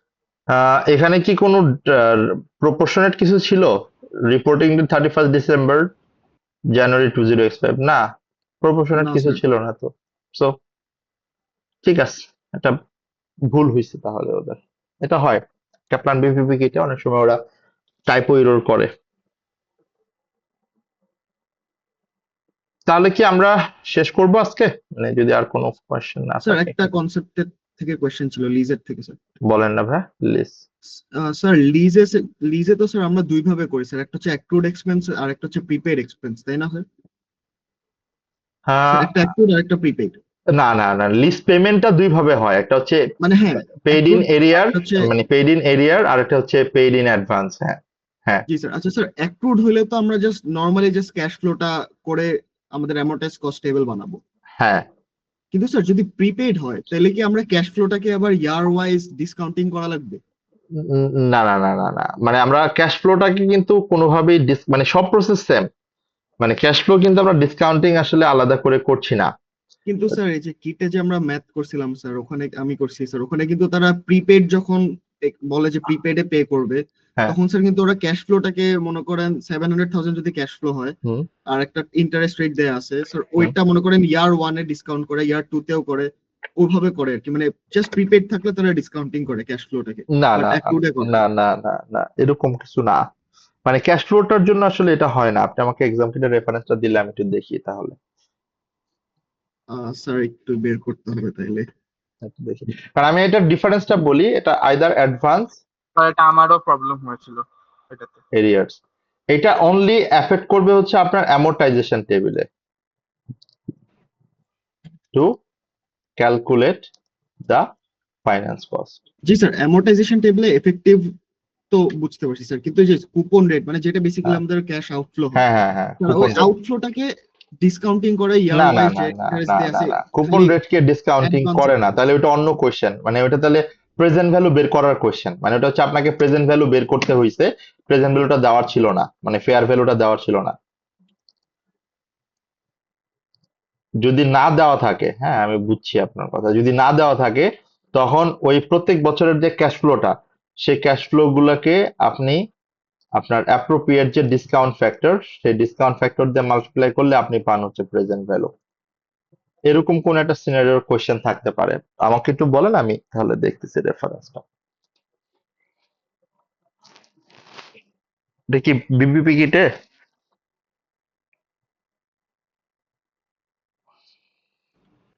Sir আমি বের করে স্যার আপনাকে হোয়াটসঅ্যাপে পাঠিয়ে দিব না আপনি গ্রুপেই দেন, আমি গ্রুপে ভয়েস দিয়ে দিব না, তাহলে সবাই শুনে আচ্ছা নিতে পারবে, আচ্ছা, তাহলে ঠিক আর আছে কোনো স্যার। গ্যাপ থাকবে না। আহ, তাহলে গুড লাক সবাইকে, থ্যাংক ইউ সো মাচ। আমরা তাহলে ইন দ্য মিন টাইম কোনো টপিকে আর যাচ্ছি না আমার এন্ড থেকে। ফাইম ভাই হয়তো বা একটা দুইটা টপিক অথবা আনিস ভাই শেষ করবেন, যেটা রিমেইনিং টপিক যদি থাকে। আমাকে জাস্ট ইন এ নাটশেল বলেন যে আপনাদের পার্ট সি এর, আমি তো আপনাদের গ্রুপ অ্যাকাউন্টিং এর প্র্যাকটিস রেশিও দুইটা শেষ করে আসছি, এসে আমরা এখানে আসছি। সিঙ্গেল এন্টিটির প্রিপারেশন এবং রেশিও এটা কি শেষ হয়েছে? স্যার রেশিও এখনো পুরোপুরি ধরা হয়নি, সিঙ্গেল এন্টিটি করতেছি। সিঙ্গেল এন্টিটি ডান, তাহলে এটা রেশিওটা আপনারা করবেন।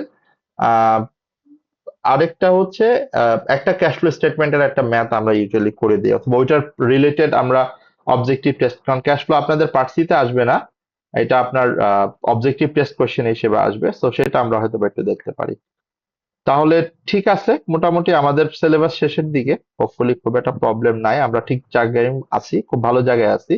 ইনশাল্লাহ আমরা এই সপ্তাহর পর পর ধরেন যখন মকটা চলে আসবে, তখন আপনারা আরো বেটার বুঝতে পারবেন আপনার সিচুয়েশনটা কি। বাট ডোন্ট লুজ হোপ, আপনারা এখনো পর্যন্ত অনেকের কনফিউশন থাকতে পারে, এই কনফিউশন কিন্তু লাস্ট ডে পর্যন্ত থাকবে টপিক রিলেটেড।